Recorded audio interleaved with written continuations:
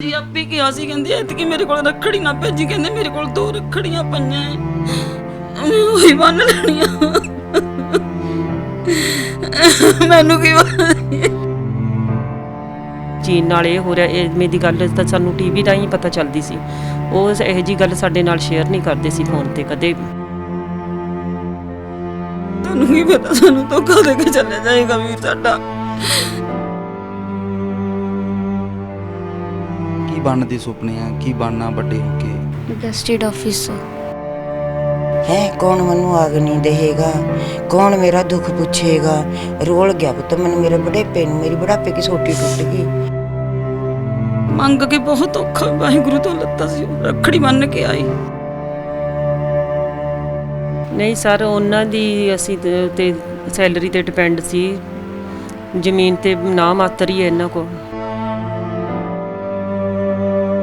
ਮੇਰੇ ਨਾਲ ਤਾਂ 14-15 ਸਾਲ ਫਰਕ ਸੀਗਾ। ਅਸੀਂ 5 ਭੈਣਾਂ ਹੋਈਆਂ ਸੀ ਨਾ, 2 ਤਾਂ ਮਰ ਗਈਆਂ ਸੀ ਤੇ ਅਸੀਂ 3 ਹੈਗੀਆਂ ਸੀਗੀਆਂ। ਚੱਕ ਕੇ ਪਾਲਿਆ? ਹਾਂਜੀ, ਅੱਧੀ ਚੱਕ ਕੇ। ਮੈਂ ਕਹਿੰਦੀ ਸੁੱਖਾਂ ਸੁੱਕ ਕੇ ਪਾਲਿਆ ਸੀ।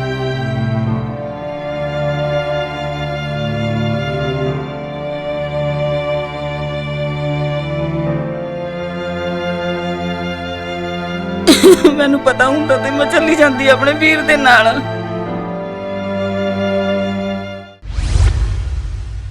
ਸਤਿ ਸ੍ਰੀ ਅਕਾਲ ਜੀ, ਹਮਦਰਦ ਟੀਵੀ ਦੇਖ ਰਹੇ तमाम ਦਰਸ਼ਕਾਂ ਦਾ ਸਵਾਗਤ ਹੈ। ਦਰਸ਼ਕੋ, ਮੈਂ ਹਾਂ ਕੁਲਦੀਪ ਘੋਲੀਆ। ਦਰਸ਼ਕੋ, ਪਿਛਲੇ ਦਿਨੀ ਭਾਰਤ ਅਤੇ ਚੀਨ ਸੈਨਿਕਾਂ ਵਿਚਕਾਰ ਮੁੱਠਭੇੜ ਦੌਰਾਨ ਭਾਰਤ ਦੇ 20 ਜਵਾਨ ਸ਼ਹੀਦ ਹੋ ਗਏ ਸਨ, ਜਿਨ੍ਹਾਂ ਤੋਂ 4 ਜਵਾਨ ਪੰਜਾਬ ਨਾਲ ਸੰਬੰਧਿਤ ਸਨ, ਜੋ ਕਿ ਪਟਿਆਲਾ, ਸੰਗਰੂਰ, ਮਾਨਸਾ ਅਤੇ ਗੁਰਦਾਸਪੁਰ ਨਾਲ ਸੰਬੰਧਿਤ ਰੱਖਦੇ ਸਨ। ਅੱਜ ਅਸੀਂ ਪਟਿਆਲਾ ਜ਼ਿਲ੍ਹੇ ਦੇ ਪਿੰਡ ਸੀਲ 'ਚ ਪਹੁੰਚੇ ਹਾਂ। ਸੀਲ ਪਿੰਡ ਦਾ ਨਾਇਬ ਸੂਬੇਦਾਰ ਮਨਦੀਪ ਸਿੰਘ ਇਸ ਮੁੱਠਭੇੜ ਦੌਰਾਨ ਸ਼ਹੀਦ ਹੋਇਆ। ਅਸੀਂ ਉਸ ਦੇ ਪਿੰਡ ਪਹੁੰਚੇ ਹਾਂ, ਉਸ ਦੇ ਪਰਿਵਾਰ ਨਾਲ ਗੱਲਬਾਤ ਕਰਨ ਵਾਸਤੇ ਪਹੁੰਚੇ ਹਾਂ। ਪਿੰਡ ਵਾਸੀਆਂ ਨਾਲ ਗੱਲਬਾਤ ਕਰਾਂਗੇ, ਪਰਿਵਾਰ ਨਾਲ ਗੱਲਬਾਤ ਕਰਾਂਗੇ। ਪਰਿਵਾਰ ਦਾ ਸ਼ਹੀਦ ਮਨਦੀਪ ਸਿੰਘ ਨੂੰ ਲੈ ਕੇ ਕੀ ਕਹਿਣਾ ਹੈ ਔਰ ਪਿੰਡ ਵਾਸੀਆਂ ਦਾ ਕੀ ਕਹਿਣਾ ਹੈ। ਮਨਦੀਪ ਸਿੰਘ ਭਾਰਤੀ ਫੌਜ ਦੇ ਵਿੱਚ ਕਦੋਂ ਭਰਤੀ ਹੋਇਆ ਸੀ, ਕਿੰਨੇ ਭੈਣ ਭਰਾ ਸੀ, ਆਖਰੀ ਟਾਈਮ ਕਦੋਂ ਉਹ ਛੁੱਟੀ ਪਿੰਡ ਆਇਆ ਸੀ ਔਰ ਕਦੋਂ ਉਹਦੀ ਰਿਟਾਇਰਮੈਂਟ ਸੀ, ਫੋਨ ਤੇ ਕਦੋਂ ਗੱਲਬਾਤ ਹੋਈ ਔਰ ਪਰਿਵਾਰ ਨੂੰ ਉਹਦੀ ਸ਼ਹਾਦਤ ਬਾਰੇ ਕਿਸ ਤਰ੍ਹਾਂ ਪਤਾ ਲੱਗਿਆ। ਤੁਸੀਂ ਮੇਰੇ ਪਿੱਛੇ ਇਹ ਬੋਰਡ ਦੇਖ ਰਹੇ ਹੋ, ਮਨਦੀਪ ਨੂੰ ਸ਼ਰਧਾਂਜਲੀ ਦਿੰਦਾ ਇਹ ਬੋਰਡ ਲਗਾਇਆ ਗਿਆ ਹੈ। ਮਹਾਨ ਸ਼ਹੀਦ ਨਾਇਬ ਸੂਬੇਦਾਰ ਸਰਦਾਰ ਮਨਦੀਪ ਸਿੰਘ। ਸੋ ਆਪਾਂ ਚੱਲਦੇ ਹਾਂ ਮਨਦੀਪ ਸਿੰਘ ਦੇ ਪਰਿਵਾਰ ਕੋਲ ਔਰ ਪਿੰਡ ਵਾਸੀਆਂ ਕੋਲ, ਕਰਦੇ ਹਾਂ ਪਿੰਡ ਵਾਸੀਆਂ ਤੇ ਪਰਿਵਾਰ ਦੇ ਨਾਲ ਗੱਲਬਾਤ। ਤਾਂ ਦਰਸ਼ਕੋ, ਪਟਿਆਲਾ ਜ਼ਿਲ੍ਹੇ ਦੇ ਪਿੰਡ ਸੀਲ ਦੇ ਸ਼ਹੀਦ ਹੋਏ ਨਾਇਬ ਸੂਬੇਦਾਰ ਮਨਦੀਪ ਸਿੰਘ ਦੇ ਪਰਿਵਾਰ ਕੋਲ ਪਹੁੰਚੇ। ਉਹਨਾਂ ਦੀ ਧਰਮਪਤਨੀ ਸਾਡੇ ਨਾਲ ਹੈ। ਭੈਣੇ, ਮਨਦੀਪ ਦੇ ਨਾਲ ਲਾਸਟ ਟਾਈਮ ਗੱਲ ਤੁਹਾਡੀ ਕਦੋਂ ਹੋਈ ਸੀ? ਮੇਰੀ ਉਹਨਾਂ ਨਾਲ ਗੱਲ 13 ਜੂਨ ਨੂੰ ਸਵੇਰੇ ਹੋਈ ਸੀ ਜੀ। ਕਿਸ ਤਰ੍ਹਾਂ ਦੀ ਗੱਲਬਾਤ ਜਾਂ ਕਿਸ ਤਰ੍ਹਾਂ ਦੇ ਹਾਲਾਤ ਉੱਥੋਂ ਦੇ ਦੱਸਦੇ ਸੀ? ਐਵੇਂ ਦੀ ਗੱਲਬਾਤ ਉਹ ਫੋਨ ਤੇ ਕੋਈ ਸ਼ੇਅਰ ਨਹੀਂ ਕਰਦੇ ਸੀ ਸਾਡੇ ਨਾਲ। ਵੈਸੇ ਹੀ ਕਹਿੰਦੇ ਸੀ ਕਿ ਮੇਰਾ ਸ਼ਾਇਦ ਫੋਨ ਅੱਗੇ ਜਾ ਕੇ ਰੇਂਜ ਨਾ ਆਏ, ਅਸੀਂ ਬਾਹਰ ਜਾ ਰਹੇ ਹਾਂ ਕਿਤੇ, ਬਸ ਇੰਨਾ ਕਿਹਾ, ਹੋਰ ਕੋਈ ਗੱਲ ਨਹੀਂ ਕੀਤੀ ਉਹਨਾਂ ਨੇ। ਤੇ ਛੁੱਟੀ ਬਾਰੇ ਗੱਲਬਾਤ, ਆਉਣ ਬਾਰੇ ਗੱਲਬਾਤ, ਕਿਉਂਕਿ ਹੁਣ ਲੋਕਡਾਊਨ ਸੀ, ਲੋਕਡਾਊਨ ਦੌਰਾਨ ਆਵਾਜਾਈ ਸਭ ਕੁਝ ਰੁਕਿਆ ਹੋਇਆ ਸੀ। ਉਹਨਾਂ ਦਾ ਆਉਣ ਦਾ ਪ੍ਰੋਗਰਾਮ ਕਦੋਂ ਦਾ ਸੀ, ਕਦੋਂ ਆ ਰਹੀ ਸੀ ਵਾਪਸ? ਅਜੇ ਬਸ ਇਹੀ ਸੀ ਕਿ ਸਮਝੌਤਾ ਹੋ ਜਾਏ ਚੀਨ ਨਾਲ। ਥੋੜ੍ਹਾ ਜਿਹਾ ਸਾਨੂੰ ਇੱਥੋਂ ਲੱਗਦਾ ਰਹਿੰਦਾ ਸੀ, ਕਿਉਂਕਿ ਉਹ ਉੱਥੇ ਹੀ ਚੀਨ ਦੇ ਬਾਰਡਰ 'ਤੇ ਸੀ ਨਾ, ਕਿ ਸਾਡੀ ਪੋਸਟਿੰਗ ਆ ਹੀ ਰਹੀ ਸੀ, ਇੱਥੇ ਬਠਿੰਡੇ ਆ ਰਹੀ ਸੀ। ਅਤੇ ਕਹਿੰਦੇ ਸੀ ਵੀ ਬਸ ਹੁਣ ਮਹੀਨਾ 2 ਮਹੀਨੇ ਤੱਕ ਆਪਾਂ ਨੇ ਬਠਿੰਡੇ ਹੀ ਆ ਜਾਣਾ। ਉਹਨਾਂ ਨੇ ਐਵੇਂ ਵੀ ਚੀਨ ਨਾਲ ਇਹ ਹੋ ਰਿਹਾ, ਇਵੇਂ ਦੀ ਗੱਲ ਤਾਂ ਸਾਨੂੰ ਟੀਵੀ ਰਾਹੀਂ ਪਤਾ ਚੱਲਦੀ ਸੀ। ਉਹ ਇਹੋ ਜਿਹੀ ਗੱਲ ਸਾਡੇ ਨਾਲ ਸ਼ੇਅਰ ਨਹੀਂ ਕਰਦੇ ਸੀ ਫੋਨ ਤੇ ਕਦੇ ਜੀ। ਹਾਂਜੀ। ਚਾਈਨਾ ਦੇ ਬਾਰਡਰ 'ਤੇ ਕਦੋਂ ਦੀ ਤਾਇਨਾਤੀ ਸੀ? ਇਦੋਂ ਪਹਿਲਾਂ ਉਹ ਕਿੱਥੇ ਕਿੱਥੇ ਰਹੇ ਆ? ਇਹ ਹੁਣੇ ਹੀ 2 ਸਾਲ ਤੋਂ ਉੱਥੇ ਸੀ ਚਾਈਨਾ ਦੇ ਬਾਰਡਰ 'ਤੇ, ਲੇਹ 'ਚ। ਹਾਂਜੀ। ਉਸ ਤੋਂ ਪਹਿਲਾਂ ਫਿਰੋਜ਼ਪੁਰ 'ਚ ਸੀ ਅਸੀਂ, ਅਤੇ ਉਹ ਤੋਂ ਪਹਿਲਾਂ ਹੈਦਰਾਬਾਦ ਸੈਂਟਰ 'ਚ ਰਹਿ ਕੇ ਆਈ ਹੈ। ਐਵੇਂ ਅਲੱਗ-ਅਲੱਗ ਥਾਂ 'ਤੇ ਪੋਸਟਿੰਗ ਹੁੰਦੀ ਰਹਿੰਦੀ ਸੀ ਜੀ। ਤੁਸੀਂ ਵੀ ਭੈਣੇ ਫਿਰ ਮਨਦੀਪ ਦੇ ਨਾਲ ਜਿੱਥੇ ਜਿੱਥੇ ਪੋਸਟਿੰਗ ਹੁੰਦੀ ਸੀ ਉੱਥੇ ਤੇ ਪਰਿਵਾਰ ਸਮੇਤ ਰਹੇ ਹੋ? ਹਾਂਜੀ, ਅਸੀਂ ਪਹਿਲੀ ਵਾਰੀ 2011 'ਚ ਤੇ ਹੈਦਰਾਬਾਦ ਗਏ ਸੀ। ਹਾਂਜੀ, ਫਿਰ 2 ਸਾਲ ਤੋਂ ਬਾਅਦ ਸਾਡੀ ਪੋਸਟਿੰਗ ਆਪਣੀ ਮਦਰ ਯੂਨਿਟ ਹੈ 3 ਮੀਡੀਅਮ, ਉਸ 'ਚ ਆ ਗਈ ਸੀ। ਅਤੇ ਫਿਰ ਉਹਨਾਂ ਨਾਲ ਅਸੀਂ ਫਿਰੋਜ਼ਪੁਰ ਰਹੇ, 4 ਸਾਲ ਉਹਨਾਂ ਦੇ ਨਾਲ ਅਸੀਂ ਫਿਰੋਜ਼ਪੁਰ ਰਹੇ। ਅਤੇ ਜਦੋਂ ਲੇਹ ਚਲੇ ਗਏ ਸੀ, ਪੋਸਟਿੰਗ ਉਹਨਾਂ ਦੀ ਲੇਹ ਆ ਗਈ, ਅਤੇ ਉੱਥੇ ਤਾਂ ਕੁਆਟਰਾਂ ਦਾ ਹੈ ਨਹੀਂ ਸੀ, ਅਵੇਲੇਬਲ ਨਹੀਂ ਹੈ, ਤਾਂ ਅਸੀਂ ਫਿਰ ਸਾਰੀ ਫੈਮਿਲੀ ਘਰ ਆ ਗਏ ਸੀ ਆਪਣੇ।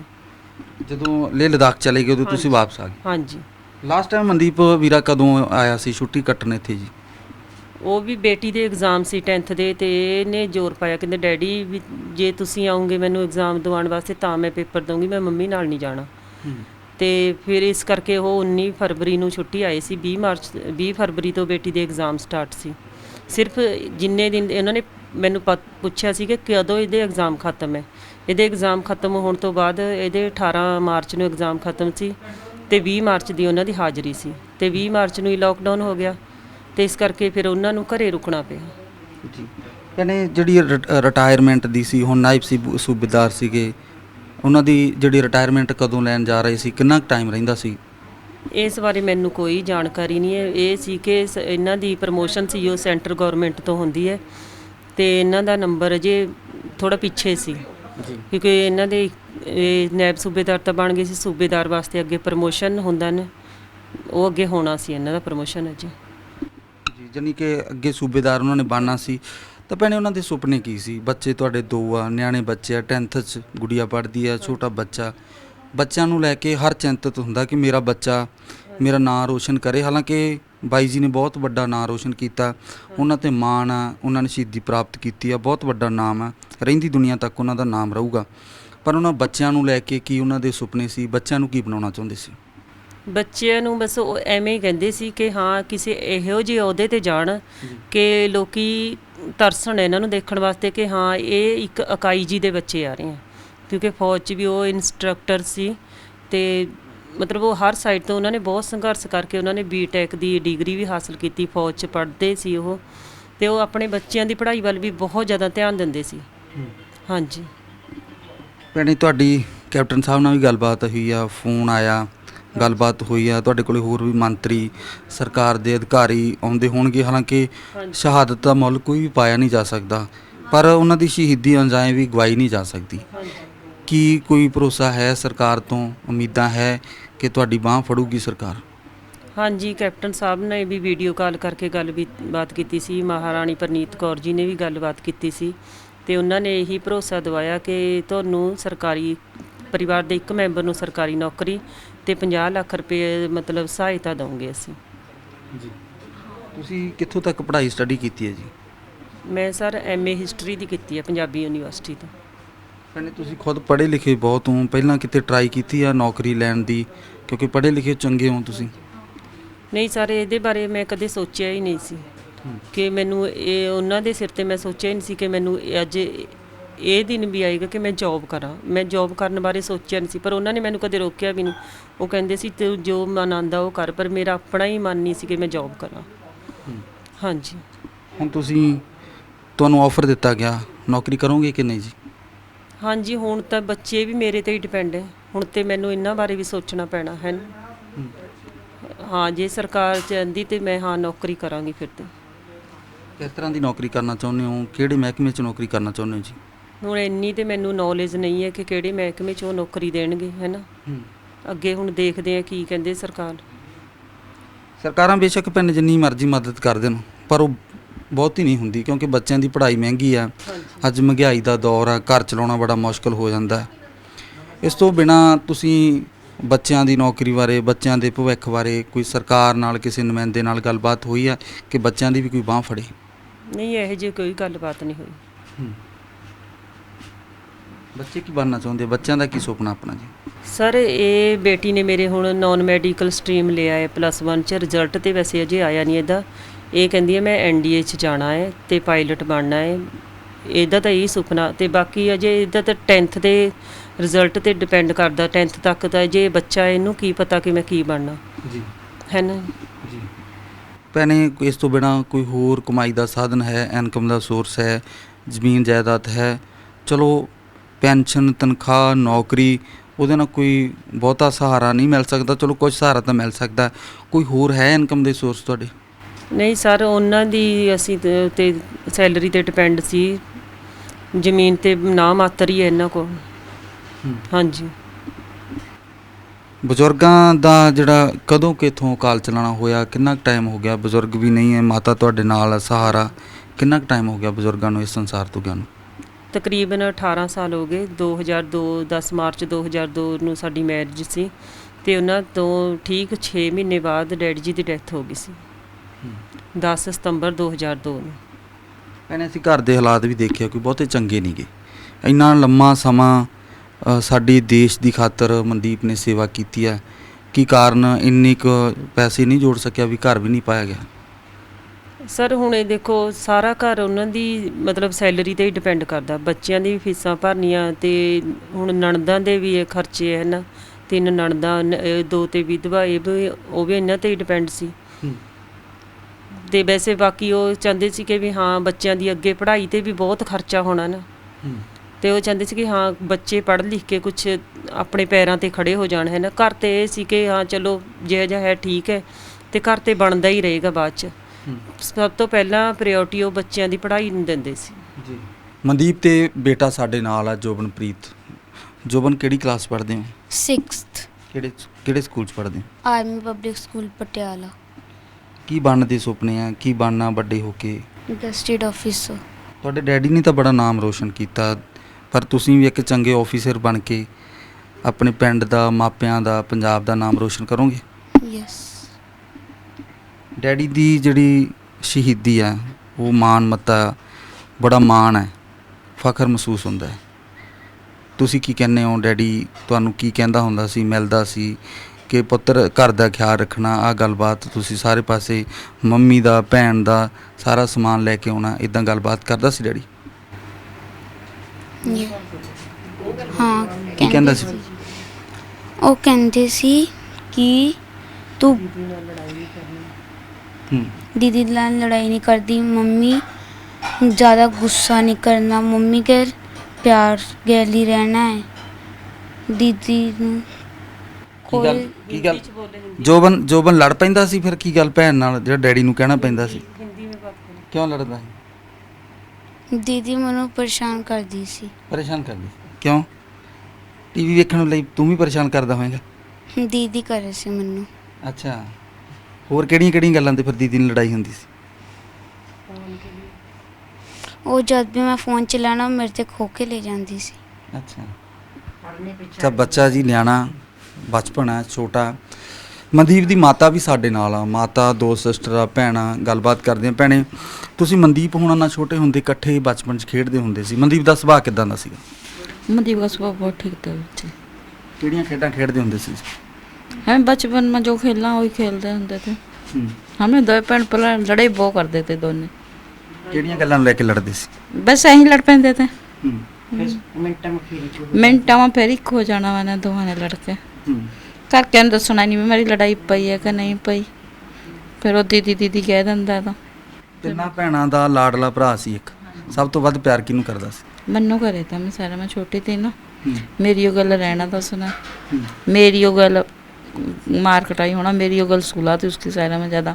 हुण भी जिद्दण उसका फ़ोन बंद होया पर जान लग रहा था, तो राती भी उन्हें मेरे पास फ़ोन करा, दीदी मेरा फ़ोन बंद हो रहा, कहा तो मैं हुण फ़ोन नहीं करना, कहा तेरे पास आके फ़ोन करूँगा।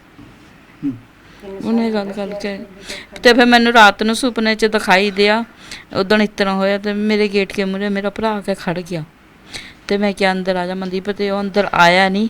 तो एक बार उन्हें मेरे चेहरे कनी देख के मैंने जोर लाया, वीर अंदर आ जा मनदीप, अंदर आ जा। बस वो मेरे चेहरे कनी देख के जदी लंघ गया। ਬਹੁਤ ਔਖਾ ਜੀ। ਬਾਕੀ ਸੁਪਨੇ 'ਚ ਮਨਦੀਪ ਆਇਆ। ਤੇ ਭੈਣੇ ਤੁਹਾਡਾ ਵੀ ਮਨਦੀਪ ਭਰਾ ਸੀ, 3 ਭੈਣਾਂ ਦਾ ਸੀ। ਮਨਦੀਪ ਕੀ ਗੱਲਾਂ ਕਰਦਾ ਸੀ ਬਚਪਨ 'ਚ, ਕੀ ਸੁਪਨੇ ਸੀ ਉਹਦੇ, ਕੀ ਕਹਿਣਾ ਚਾਹੁੰਦਾ ਸੀ? ਤੁਸੀਂ ਸਭ ਤੋਂ ਨੇੜੇ ਰਹੇ। ਮੰਗ ਕੇ ਬਹੁਤ ਔਖਾ ਵਾਹਿਗੁਰੂ ਤੋਂ ਲੱਤਾ ਸੀ। ਉਹ ਰੱਖੜੀ ਬੰਨ੍ਹ ਕੇ ਆਈ, ਆਂਦੇ ਸਾਨੂੰ ਮੈਨੂੰ ਵੀਰ ਮਿਲਿਆ, ਤੇ ਉਦੋਂ ਦੀ ਮੈਂ ਬਾਬਾ ਜੀ ਦੇ ਵੀ ਰੱਖੜੀ ਬੰਨ੍ਹਤੀ ਤੇ ਆਪਣੇ ਵੀਰ ਕੋਲ ਵੀ ਭੇਜਦੀ ਰੱਖੜੀ। ਮੈਨੂੰ ਤਾਂ ਮਾਮਾ ਦੇ ਸਮਾਨ ਸਮਝ, ਕਹਿੰਦੀ ਕੰਮ ਨਹੀਂ ਕਹਿਣਾ ਦੀਦੀ, ਆਰਡਰ ਕਰਨਾ, ਹੁਕਮ ਲਾਣਾ ਹੈ ਤੂੰ। ਛੋਟਾ ਜਿਹਾ ਹੁੰਦਾ ਸੀ, ਕਲਿੱਪ ਪਾਉਂਦੀ ਜੀ ਉਹ ਬਾਦ ਉਹਦੇ ਬਾਲਾਂ 'ਚ, ਚਬਲੇ ਪਾਣੇ, ਸਜਾਣਾ, ਉਹਨੂੰ ਗੋਦੀ ਚੱਕ ਕੇ ਖਿਡਾਉਣਾ।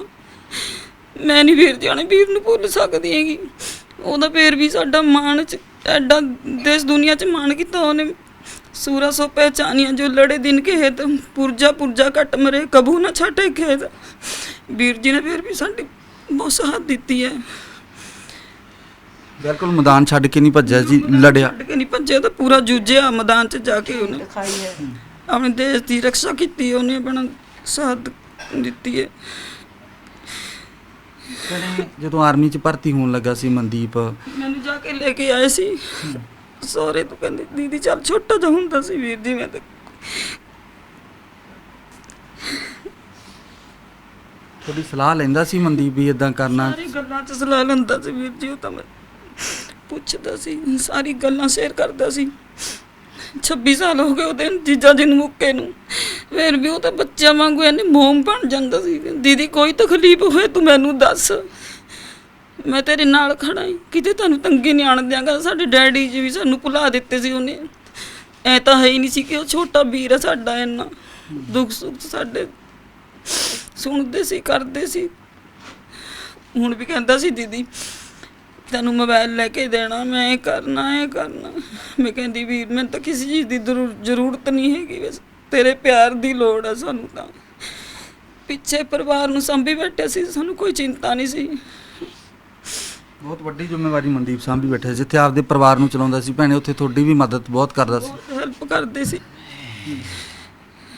ਜਦੋਂ ਵੀ ਆਉਂਦਾ ਸੀ ਛੁੱਟੀ ਫਿਰ ਮਿਲਣ ਆਉਂਦਾ ਸੀ ਤੁਹਾਨੂੰ? ਜਾਂਦਾ ਸੀ, ਉਹਦਾ ਮੇਰੇ ਕੋਲ ਜਾਂਦਾ ਸੀ ਪੰਜੋਖਰਾ ਸਾਹਿਬ, ਨਨਕਾਣਾ ਸਾਹਿਬ ਤੋਂ ਨਗਰ ਕੀਰਤਨ ਆਇਆ ਤੇ ਮੈਨੂੰ ਕਹਿੰਦਾ ਦੀਦੀ ਚਾਹੇ ਪਾਕਿਸਤਾਨ ਲੈ ਕੇ ਜਾਵਾਂ ਤੈਨੂੰ ਦਰਸ਼ਨ ਕਰਾਵਾਂਗਾ ਮੈਂ ਤੈਨੂੰ ਜ਼ਰੂਰ।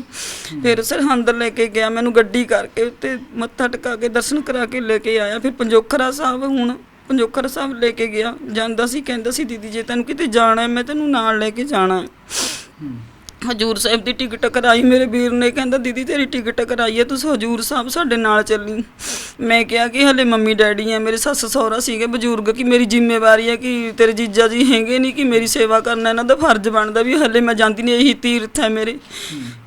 ਬਸ ਹੁਣ ਸੋਚਦੀ ਸੀ ਕਿ ਚਲੋ ਚੱਲਾਂਗੇ ਕਦੀ, ਆਪਣਾ ਵੀਰ ਲੈ ਕੇ ਜਾਏਗਾ, ਸਾਨੂੰ ਕੀ ਪਤਾ ਸਾਨੂੰ ਧੋਖਾ ਦੇ ਕੇ ਚੱਲਿਆ ਜਾਏਗਾ ਵੀਰ ਸਾਡਾ। ਮੈਨੂੰ ਪਤਾ ਹੁੰਦਾ ਤੇ ਮੈਂ ਚੱਲੀ ਜਾਂਦੀ ਆਪਣੇ ਵੀਰ ਦੇ ਨਾਲ। ਹੁਣ ਤਾਂ ਹੀ ਹੌਲ ਉੱਠ ਦੇ ਕੇ ਚੱਲੀ ਜਾਂਦੀ ਮੈਂ ਆਪਣੇ ਵੀਰ ਦੇ ਨਾਲ ਹਜੂਰ ਸਾਹਿਬ। ਉੱਥੇ ਵੀ ਜਾ ਕੇ ਕਹਿੰਦੇ ਦੀਦੀ ਬੜੇ ਬਾਬਾ ਜੀ ਕੋਲ ਖੜੇ ਹਾਂ ਅਸੀਂ, ਤੂੰ ਗੱਲ ਕਰ ਬਾਬਾ ਜੀ ਨਾਲ, ਤੂੰ ਜੋ ਸੁੱਖਣੀ ਹੈ, ਤੂੰ ਆਪਣੇ ਬੱਚਿਆਂ ਦੀ ਕੁਝ ਵੀ ਤੂੰ ਸੁੱਖ। ਮੈਂ ਬਾਬਾ ਜੀ ਨਾਲ, ਤੂੰ ਤੇਰੀ ਹਾਜ਼ਰੀ ਉੱਥੇ ਨਾਨਕਸਰ ਗਏ ਗੁਰਦੁਆਰਾ, ਉੱਥੇ ਵੀ ਮੇਰੇ ਨਾਲ ਕਹਿੰਦੇ ਦੀਦੀ ਤੇਰੀ ਹਾਜ਼ਰੀ ਇੱਥੋਂ ਹੀ ਲੱਗ ਜਾਏਗੀ, ਫੋਨ ਤੇ ਗੱਲ ਕਰਨੀ ਉਹਨਾਂ ਨੇ। ਕਹਿੰਦੇ ਮੈਂ ਬਾਬਾ ਜੀ ਦੇ ਦਰਬਾਰ ਸਾਹਿਬ ਖੜੇ, ਕਿਤੇ ਗੁਰਦੁਆਰਾ ਸਾਹਿਬ ਜਾਂਦੇ ਉਹਨਾਂ ਨੂੰ ਪਤਾ ਹੈ ਕਿ ਦੀਦੀ ਮੰਨਦੀ ਹੈ ਕਿ ਕਿਤੇ ਵੀ ਜਾਣਾ, ਦੀਦੀ ਤੂੰ ਗੱਲ ਕਰ। ਮੈਂ ਗੁਰਦੁਆਰਾ ਸਾਹਿਬ ਖੜੇ ਹਾਂ, ਬਾਬਾ ਜੀ ਦੇ ਦਰਸ਼ਨ ਕਰਦੇ ਹਾਂ ਕਿ ਤੇਰੀ ਹਾਜ਼ਰੀ ਲੱਗ ਜਾਏਗੀ ਬਾਬਾ ਜੀ ਦੇ ਕੋਲ। ਐ ਮੋਬਾਈਲ ਰੱਖ ਦੇਣਾ, ਕਹਿੰਦੇ ਤੇਰਾ ਵੀ ਮੱਥਾ ਨਾਲ ਹੀ ਟਿਕ ਜਾਣਾ ਹੈ ਬਾਬਾ ਜੀ ਨੂੰ। ਬਹੁਤ ਖਿਆਲ ਰੱਖਦਾ ਸੀ ਇੰਨਾ ਕਰਦਾ ਸੀ ਉਹ। ਤੁਸੀਂ ਭੈਣੇ ਹਜ਼ੂਰ ਸਾਹਿਬ ਜਾਣ ਦਾ ਫਿਰ ਕਦੋਂ ਦਾ ਪਲੈਨਿੰਗ ਬਣਾਉਂਦੇ ਸੀ? ਭਰਾ ਨਾਲ ਜਾਣਾ ਤੁਹਾਨੂੰ ਵਾਰ-ਵਾਰ ਕਹਿੰਦਾ ਸੀ? ਪਿਛਲੇ ਵਾਰ ਕਹਿੰਦੇ ਸੀ ਨਾ ਕਿ ਮੈਂ ਲੈ ਕੇ ਜਾਣਾ, ਟਿਕਟ ਕਰਾਈ ਸੀ। ਫਿਰ ਮੰਮੀ ਡੈਡੀ ਹੈਗੇ ਸੀ, 2 ਸਾਲ ਦੀ ਗੱਲ ਹੋ ਗਈ ਹੈ। ਫਿਰ ਮੈਂ ਆਪਣੇ ਬਜ਼ੁਰਗਾਂ ਨੂੰ ਛੱਡ ਕੇ ਨਹੀਂ ਜਾਂਦੀ ਸੀ ਕਿਧਰੇ ਵੀ। ਬਿਲਕੁਲ, ਉਹ ਵੀ ਇੱਕ ਯਾਤਰਾ, ਉਹ ਵੀ ਇੱਕ ਸੇਵਾ, ਕਿਸੇ ਗੁਰੂ ਘਰ ਜਾ ਕੇ ਸੇਵਾ ਕਰਨੀ, ਉਹ ਵੀ ਬਹੁਤ ਵੱਡੀ ਮਹਾਨ ਸੇਵਾ। ਮੈਂ ਭੇਜਦੀ ਸੀ ਰੱਖੜੀ, ਇੱਥੇ ਆਉਂਦੇ ਸੀ ਅਸੀਂ ਲੈ ਕੇ। ਫਿਰ ਪਿਛਲੇ ਸਾਲ ਉਹਨਾਂ ਨੇ ਕਿਹਾ, ਕਹਿੰਦੇ ਦੀਦੀ ਹੁਣ ਨਾ ਤੂੰ ਆਈ, ਮਤਲਬ ਮੇਰੇ ਕੋਲ ਰੱਖੜੀ ਨਾ ਭੇਜੀ ਮੇਰੇ ਕੋਲ, ਕਹਿੰਦੇ ਤੂੰ ਪਰੇਸ਼ਾਨ ਹੁੰਦੀ ਹੈ। ਫਿਰ ਕੋਰੀਅਰ ਕਰਦੀ ਸੀ ਜਾਂ ਭੇਜਦੀ ਸੀ ਰੱਖੜੀ ਉਹਦੀ। ਹੋਰ ਵੀ ਭੇਜਣੀ ਮੈਂ ਵਾਧੂ ਰੱਖੜੀਆਂ, ਕਿ ਹੋਰ ਵੀ ਭਰਾ ਫੌਜੀ ਹੁੰਦੇ ਆ ਨਾਲ, ਵੀ ਚਲੋ ਕਿਸੇ ਦੀ ਨਹੀਂ ਆਉਂਦੀ ਰੱਖੜੀ ਤਾਂ ਉਹ ਬੰਨ੍ਹ ਲੈਂਦੇ ਆ ਨਾਲ। ਆਪਣਾ ਤਿਉਹਾਰ ਹੁੰਦਾ, ਹਰੇਕ ਆਪਣੀ ਸਿਸਟਰ ਨੂੰ ਯਾਦ ਕਰਦਾ ਹੈ ਨਾਲ। ਤੇ ਹੁਣ ਕਹਿੰਦਾ ਦੀਦੀ ਤੇਰੀਆਂ ਨਾ ਪਿਛਲੀਆਂ ਰੱਖੜੀਆਂ ਪਈਆਂ ਬਹੁਤ ਪਿਆਰੀ ਰੱਖੜੀਆਂ, ਕਿ ਮੈਂ ਉਹੀ ਬੰਨ੍ਹ ਲੈਣੀਆਂ। ਇਹ ਬਾਰ ਮੈਂ ਰੱਖੜੀ ਨਹੀਂ ਭੇਜੀ ਵੀਰ ਨੂੰ। ਪਿਛਲੇ ਸਾਲ ਬਾਬਾ ਜੀ ਤੇ ਤਾਂ ਬੰਨ੍ਹ ਆਈ ਤੇ ਆਪੇ ਹੀ ਮਨਾ ਕਰਤਾ ਮੈਨੂੰ ਕਿ ਰੱਖੜੀ ਨਾ ਹੁਣ ਐਤਕੀ ਭੇਜੀ ਮੇਰੇ ਕੋਲ। ਦਿਖਾਈਏ ਰੱਖੜੀ ਇਸ ਤਰ੍ਹਾਂ ਮਨਦੀਪ ਨੇ ਆਪ ਹੀ ਕਹਿਤਾ ਸੀ ਰੱਖੜੀ? ਹਾਂਜੀ ਆਪੇ ਕਿਹਾ ਸੀ, ਕਹਿੰਦੇ ਐਤਕੀ ਮੇਰੇ ਕੋਲ ਰੱਖੜੀ ਨਾ ਭੇਜੀ, ਕਹਿੰਦੇ ਮੇਰੇ ਕੋਲ 2 ਰੱਖੜੀਆਂ ਪਈਆਂ ਐ, ਮੈਂ ਉਹੀ ਬੰਨ੍ਹ ਲੈਣੀਆਂ। ਮੈਨੂੰ ਕੀ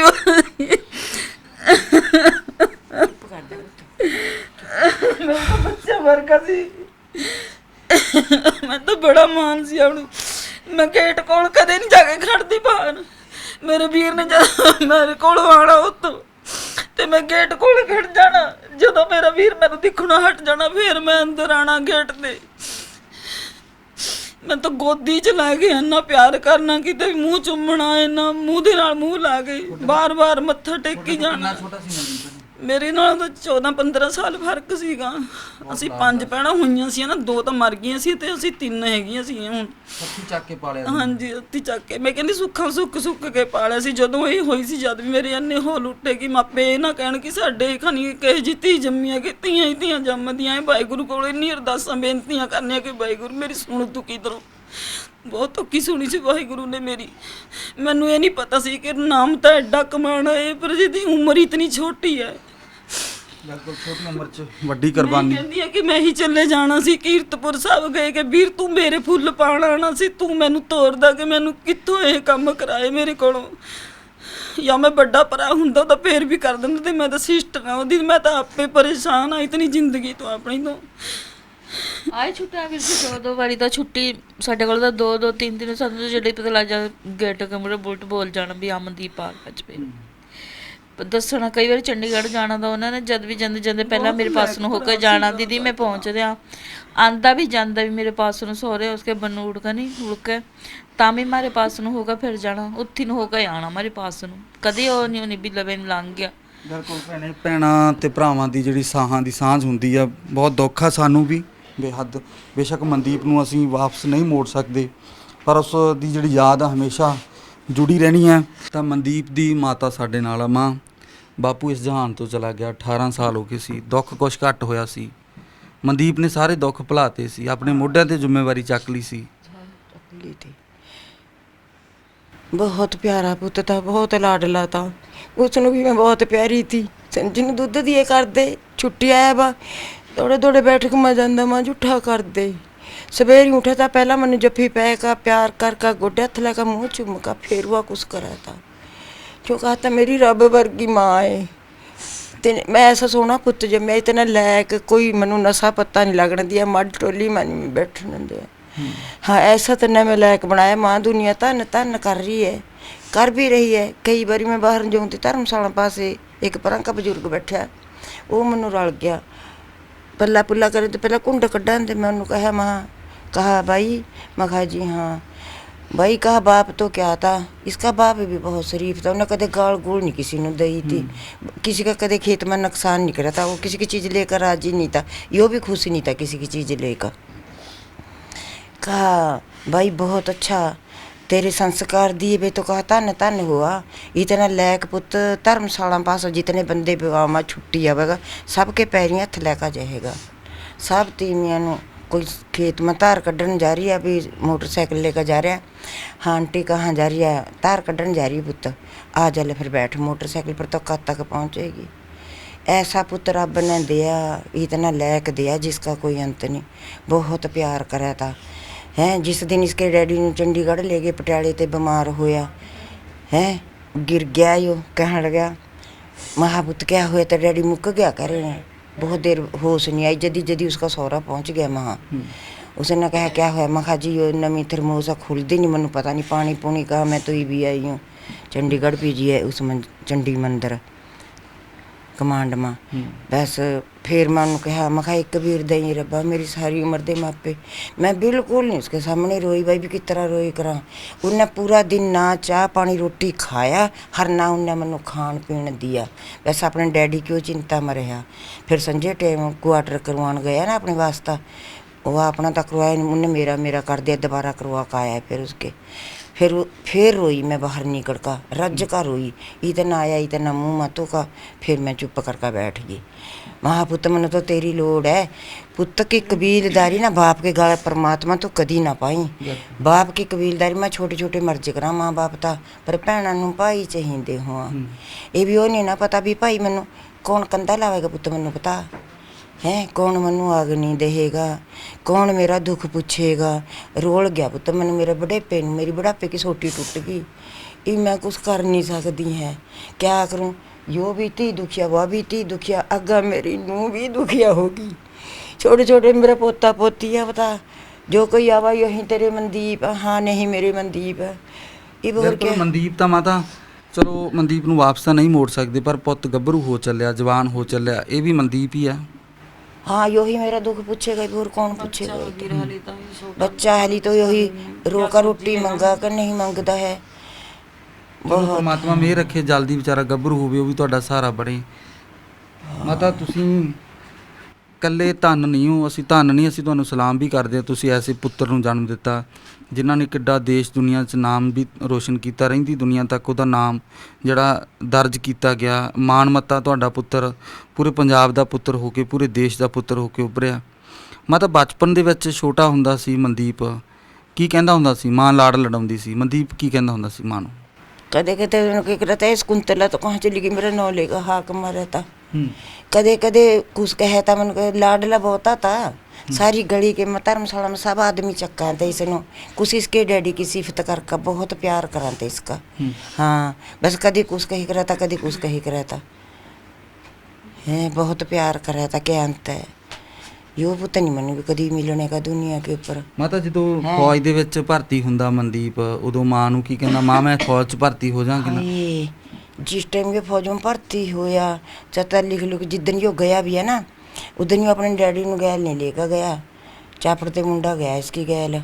कह रहा भाई डैडी तू मैं तेरा कल्ला कल्ला पुत्त, तो एक मिनट दूर नहीं मेरे ते करदा, तू मैंने छोड़ कर बस गड्डी में चढ़ाएगा, किस तरह आवेगा घरा नू। फिर ना फिर ने एक पर्ची जी लिख का दई मां सी ते भी इस तरह करका। जब मैं रोन लगी, भैन आ मेरी लाग ब्याही भी, उसका आदमी मैं खिजन लग गया, कहा दुनिया रोजगार मंगा तू रो रही। मैं कह मेरे सिर पटना लग रहा, मैं कुड़ियां पर भेज का भी ना बहुत दुखी हो जूँ, तो मेरा जी नहीं लगा था उसते भी ना। फिर दिल सारी गली पड़ोस की तीमियाँ सब आई और कहा भी क्या बात है। मैं कहा मेरा जी नहीं लगता, मैंने भेज दिया, मैं उस बिना रह नहीं सकती। ये बता बेटे मैं किस तरह रहूँगी उससे बिना। ऐसा हीरा पुत्र मेरा मिट्टी में रुल गया, क्या रह गया कि मेरी दुनिया लुट गई है। ਬਹੁਤ ਔਖਾ ਮਾਤਾ ਪੁੱਤਾਂ ਦਾ। बहुत प्यारा था, बहुत सोना था। टालिए राजे ने सिफत करी उदन दा, उसके मुक्या दे तो दूसरे दिन उन्हें फोन करे भी मैंने उसकी मां देखनी है जिन्ना शेर जम्या।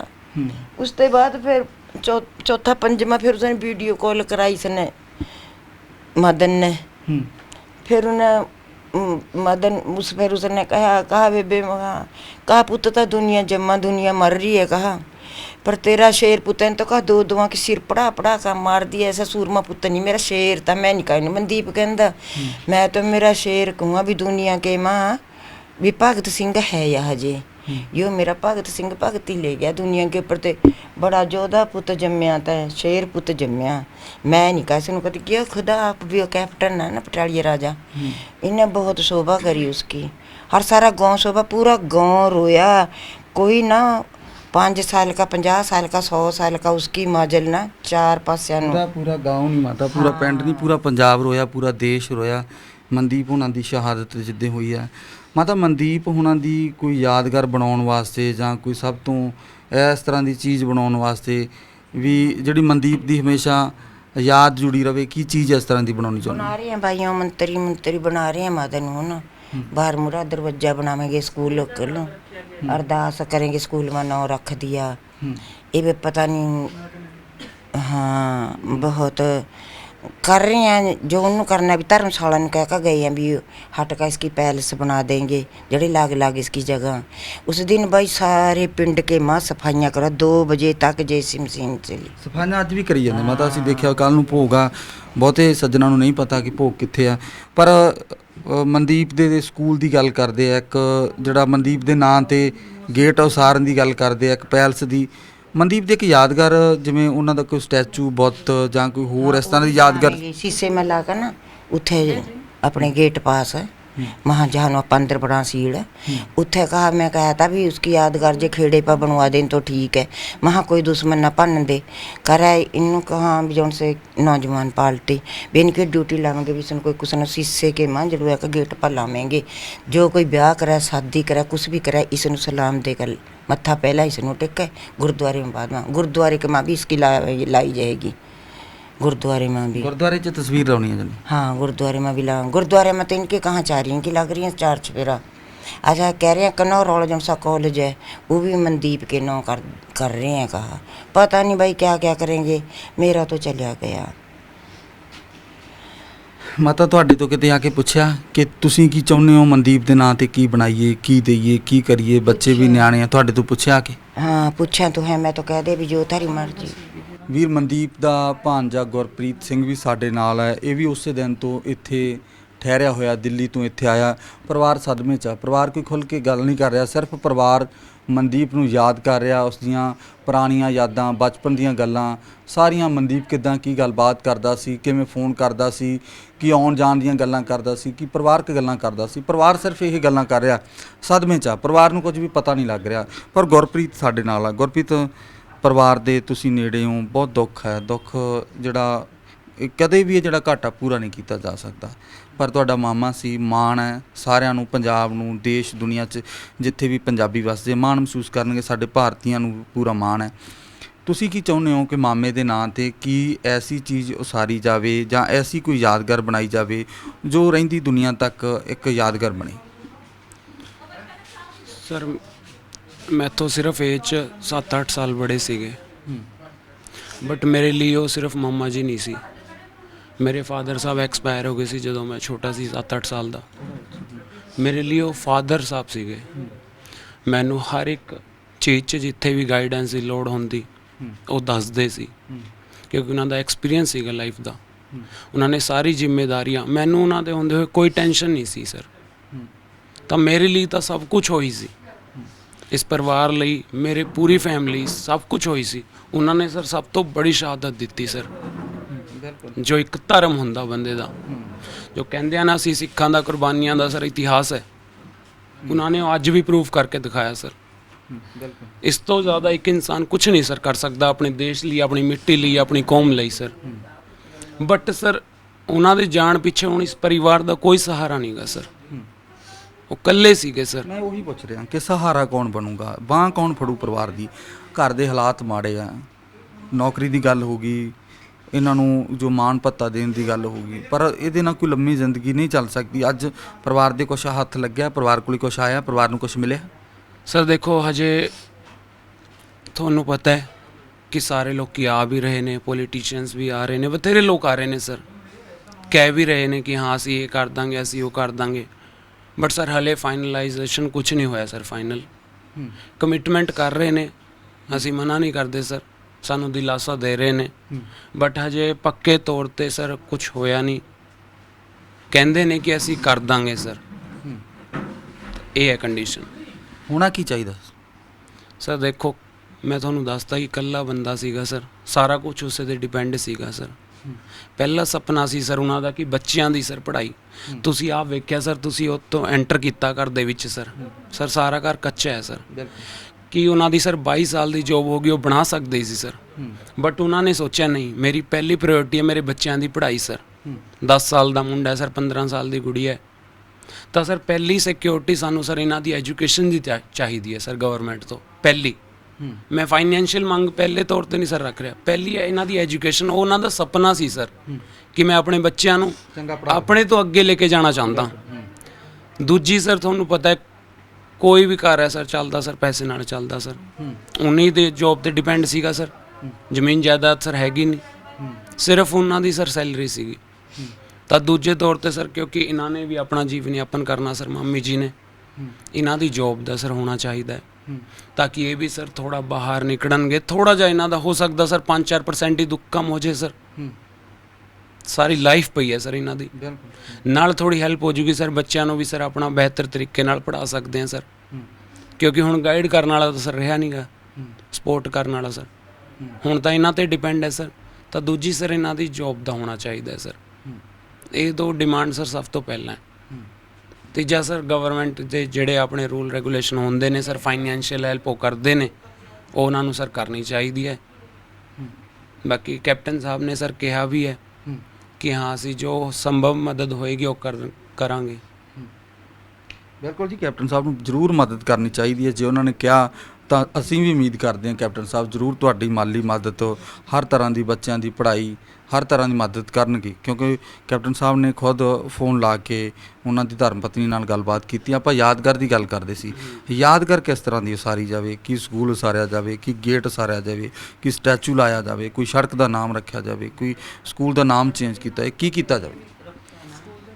ਸਰ ਇੱਕ ਸਟੈਪ ਜਿਹੜਾ ਗਵਰਨਮੈਂਟ ਨੇ ਚੁੱਕਿਆ ਹੈ ਕਿ ਸਕੂਲ ਦਾ ਨਾਮ, ਸਰਕਾਰੀ ਸਕੂਲ ਦਾ ਨਾਮ ਮਾਮਾ ਜੀ ਦੇ ਨਾਮ ਤੇ ਕਰਤਾ ਹੈ ਸਰ। ਕੱਲ੍ਹ ਨੂੰ ਫਾਈਨਲ ਹੋ ਜਾਏਗਾ ਸਰ, ਠੀਕ ਹੈ ਜੀ। ਲੇਕਿਨ ਉਸ ਤੋਂ ਇਲਾਵਾ ਹਜੇ ਕੁਝ ਵੀ ਸਰ ਹੋਰ ਫਾਈਨਲ ਨਹੀਂ ਕੀਤਾ ਸਰ। ਜਿੱਡੀ ਵੱਡੀ ਇਹਨਾਂ ਦੀ ਸ਼ਹਾਦਤ ਹੈ ਸਰ, ਲੋਕੀ ਕਹਿੰਦੇ ਨੇ ਕਿ ਹਾਂ ਰਹਿੰਦੀ ਦੁਨੀਆ ਤੱਕ ਇਹਨਾਂ ਦਾ ਨਾਮ ਰਹੇਗਾ, ਬਟ ਸਰ ਉਹ ਕਿੱਦਾਂ ਰਹੇਗਾ ਸਰ? ਤਾਂ ਅਸੀਂ ਚਾਹੁੰਦੇ ਹਾਂ ਸਰ ਜਿਹੜਾ ਇੱਥੇ ਬੱਸ ਸਟੈਂਡ ਹੈ ਸਰ ਪਿੰਡ ਦਾ, ਉੱਥੇ ਸਰ ਇੱਕ ਗੇਟ ਬਣੇ ਸਰ, ਉਹਦੇ 'ਤੇ ਮਨਦੀਪ ਸਿੰਘ ਜੀ ਦੀ ਫੋਟੋ ਲੱਗੇ ਸਰ, ਤਾਂ ਕਿ ਕੋਈ ਵੀ ਸਰ ਅੱਗੇ ਤੋਂ ਇਸ ਪਿੰਡ ਦੇ ਵਿੱਚ ਐਂਟਰ ਹੋਏ ਸਰ, ਕੋਈ ਕਿਸੇ ਦਾ ਰਿਸ਼ਤੇਦਾਰ ਆਏ ਜਾਂ ਪਿੰਡ ਵਾਲੇ ਹੀ ਆਣ ਸਰ, ਪਹਿਲਾਂ ਉਸ ਸ਼ਹੀਦ ਨੂੰ ਸਰ ਪ੍ਰਣਾਮ ਕੀਤਾ ਜਾਏ, ਇਸ ਪਾਵਨ ਧਰਤੀ ਨੂੰ ਸਰ ਮੱਥਾ ਟੇਕਿਆ ਜਾਵੇ ਤਾਂ ਕਿ ਉਹਨਾਂ ਦਾ ਨਾਮ ਸਰ ਅਮਰ ਰਹੇ ਸਰ। ਠੀਕ ਹੈ, ਉਸ ਤੋਂ ਬਾਅਦ ਸਰ ਉਹਨਾਂ ਦੀ ਇੱਕ ਫੋਟੋ ਜਿਹੜਾ ਅਸੀਂ ਕਹਿ ਦਿੰਦੇ ਹਾਂ ਉਹ ਬਣਨੀ ਚਾਹੀਦੀ ਹੈ ਸਰ ਪਿੰਡ 'ਚ, ਵਧੀਆ ਕਿਧਰੇ ਮੋਮੈਂਟ ਉਹਨਾਂ ਦਾ ਸਰ ਬਣੇ, ਉਹ ਲੱਗੇ, ਇਹ ਹੈ। ਬਾਕੀ ਸਰ ਕਾਲਜ ਦਾ ਨਾਮ ਇੱਕ ਦਾ ਕਹਿੰਦੇ ਸੀ ਕਿ ਉਹਨਾਂ ਦੇ ਨਾਂ 'ਤੇ ਕਰ ਦੇਣਗੇ। ਮਤਲਬ ਇਹ 4-5 ਤਾਂ ਛੋਟੇ ਛੋਟੇ ਸਟੈਪ ਨੇ ਜੋ ਸਰ ਗਵਰਨਮੈਂਟ ਆਰਾਮ ਨਾਲ ਕਰ ਸਕਦੀ ਹੈ ਸਰ। ਉਹਨਾਂ ਨੇ ਸਾਰਾ ਕੁਝ ਸਰ ਆਪਣਾ ਨੌਛਾਵਰ ਕਰਤਾ ਦੇਸ਼ ਦੇ ਲਈ, ਸਰਕਾਰ ਇੰਨਾ ਤਾਂ ਕਰ ਸਕਦੀ ਹੈ ਸਰ, ਇਹ ਹੈ। ਬਿਲਕੁਲ ਜੀ, ਬਿਲਕੁਲ ਜੀ, ਗੇਟ ਉਸਾਰਿਆ ਜਾਣਾ ਚਾਹੀਦਾ ਤਾਂ ਕਿ ਜਿਹੜਾ ਵੀ ਕੋਈ ਹੋਰ ਬਸ਼ਿੰਦਾ ਇੱਥੇ ਆਵੇ ਉਹ ਨਮਸਕਾਰ ਕਰੇ, ਪ੍ਰਣਾਮ ਕਰੇ ਉਸ ਸ਼ਹੀਦ ਨੂੰ। ਮਨਦੀਪ ਦੀ ਜਿਹੜੀ ਭਾਂਜ ਨੂੰ ਵੀ ਹੈ ਇੱਥੇ ਸਾਡੇ ਨਾਲ, ਉਹਨਾਂ ਨਾਲ ਵੀ ਗੱਲਬਾਤ ਕਰਦੇ ਹਾਂ ਕਿਉਂਕਿ ਤਾਲਮੇਲ ਉਹਨਾਂ ਨਾਲ ਵੀ ਜਿਹੜਾ ਮਨਦੀਪ ਹੋਣਾ ਦਾ ਰਹਿੰਦਾ ਸੀ। ਤਾਂ ਦਰਸ਼ਕੋ, ਮਨਦੀਪ ਦੀ ਭਾਂਜ ਨੂੰ ਵਨੀਸ਼ਾ ਵੀ ਸਾਡੇ ਨਾਲ ਹੈ, ਇਹਨਾਂ ਨਾਲ ਵੀ ਉਹ ਰਾਬਤਾ ਕਰਦੇ ਰਹਿੰਦੇ ਸੀ, ਗੱਲਬਾਤ ਕਰਦੇ ਰਹਿੰਦੇ ਸੀ ਕਿਉਂਕਿ ਭਾਂਜਾ ਬੜਾ ਪਿਆਰਾ ਸੀ ਤੇ ਨਾਲ ਭਾਂਜ ਨੂੰ ਵੀ ਉਹ ਫੋਨ ਤੇ ਗੱਲਬਾਤ ਪਰਿਵਾਰ ਨਾਲ ਤਾਲਮੇਲ ਕਰਦੇ ਰਹਿੰਦੇ ਸੀ। ਤੁਹਾਡੇ ਨਾਲ ਮਨਦੀਪ ਦੀ ਕਿੱਦਾਂ ਦੀ ਗੱਲਬਾਤ ਹੁੰਦੀ ਸੀ, ਕੀ ਕਹਿੰਦੇ ਹੁੰਦੇ ਸੀ ਮਨਦੀਪ ਹੋਣੇ ਤੁਹਾਨੂੰ? हमेशा बोलते थे कि अपना ध्यान रखना, अभी कोरोना के जैसे चल रहा है जो भी केसेस, उससे भी कहते थे कि बाहर का नहीं खाना, अपना ध्यान रखना है, मम्मी का भी ध्यान रखना है, सबका बहुत गाइड करते थे। फिटनेस से रिलेटेड काफ़ी, वो फिटनेस से रिलेटेड काफ़ी उन्हें वो रहता था कि फ़िट रहना चाहिए, तो उसके लिए भी गाइड करते थे ये खाना है आपको, इस तरीके से एक्सरसाइज करनी है। बहुत ही मतलब होता है ना एक पूरा परफेक्ट बंदा, अपने आर्मी से रिलेटेड जो भी उनके थे सपने, जो भी पूरे करना चाहते थे, वो सारी बातें बताते थे कि बेटा इस तरीके से पढ़ना है, आगे कोई भी स्टडीज़ करनी है, कुछ भी करना है, इस तरीके से करना है। कह रहे महक या मुझ में कोई भी फ़र्क नहीं समझना, कह रहे जैसे महक है मेरे लिए वैसे ही तू है, कह रहे कोई भी ज़रूरत हो, कह रहे पहले सबसे पहले अपने मामा जी को याद करना है, मामा जी के पास फ़ोन करना है। ਜੀ ਮਨੀਸ਼ਾ ਜੀ, ਤੁਸੀਂ ਫੋਨ ਤੇ ਗੱਲਬਾਤ ਕਰਦੇ ਨੇ, ਤੁਹਾਡੇ ਨਾਲ ਨੇੜਤਾ ਵੀ ਹੈ, ਤੁਸੀਂ ਉਸੇ ਦਿਨ ਤੋਂ ਪਰਿਵਾਰ ਕੋਲੇ ਆਏ ਹੋ, ਨਾਨਕਾ ਪਰਿਵਾਰ ਹੈ ਤੁਹਾਡਾ ਵੀ, ਉਹਨਾਂ ਇਸ ਪਰਿਵਾਰ 'ਚ ਹਿੱਸੇਦਾਰੀ ਹੈ, ਤੁਹਾਡਾ ਵੀ ਬਲੱਡ ਰਿਲੇਸ਼ਨ ਉਹੀ ਹੈ, ਤੁਹਾਡਾ ਉਹ ਵੀ ਸਰਕਲ ਹੈ, ਤੁਹਾਡੀ ਉਸ ਦਿਨ ਤੋਂ ਆਏ ਹੋ।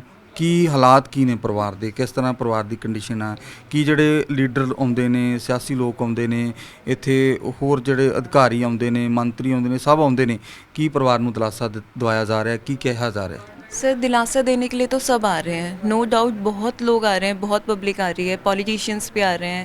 फ्राइडे को भी जो एमएलए सर हैं वो आए थे, उन्होंने कहा था कि मंडे को सारे फॉर्म्स आपके फाइनलाइज हो जाएंगे मामी जी की जॉब से रिलेटेड। उन्होंने प्रॉमिस किया था भोग से पहले आपकी जॉब का हो जाएगा। मामी जी आज तक वर्किंग इसलिए नहीं रही, एक इतना पढ़ी लिखी हैं, आप देख लो किस टाइम पे एमए, उन्होंने एमए इन हिस्ट्री करा हुआ है, कभी वो जॉब की तरफ क्यों नहीं भागी?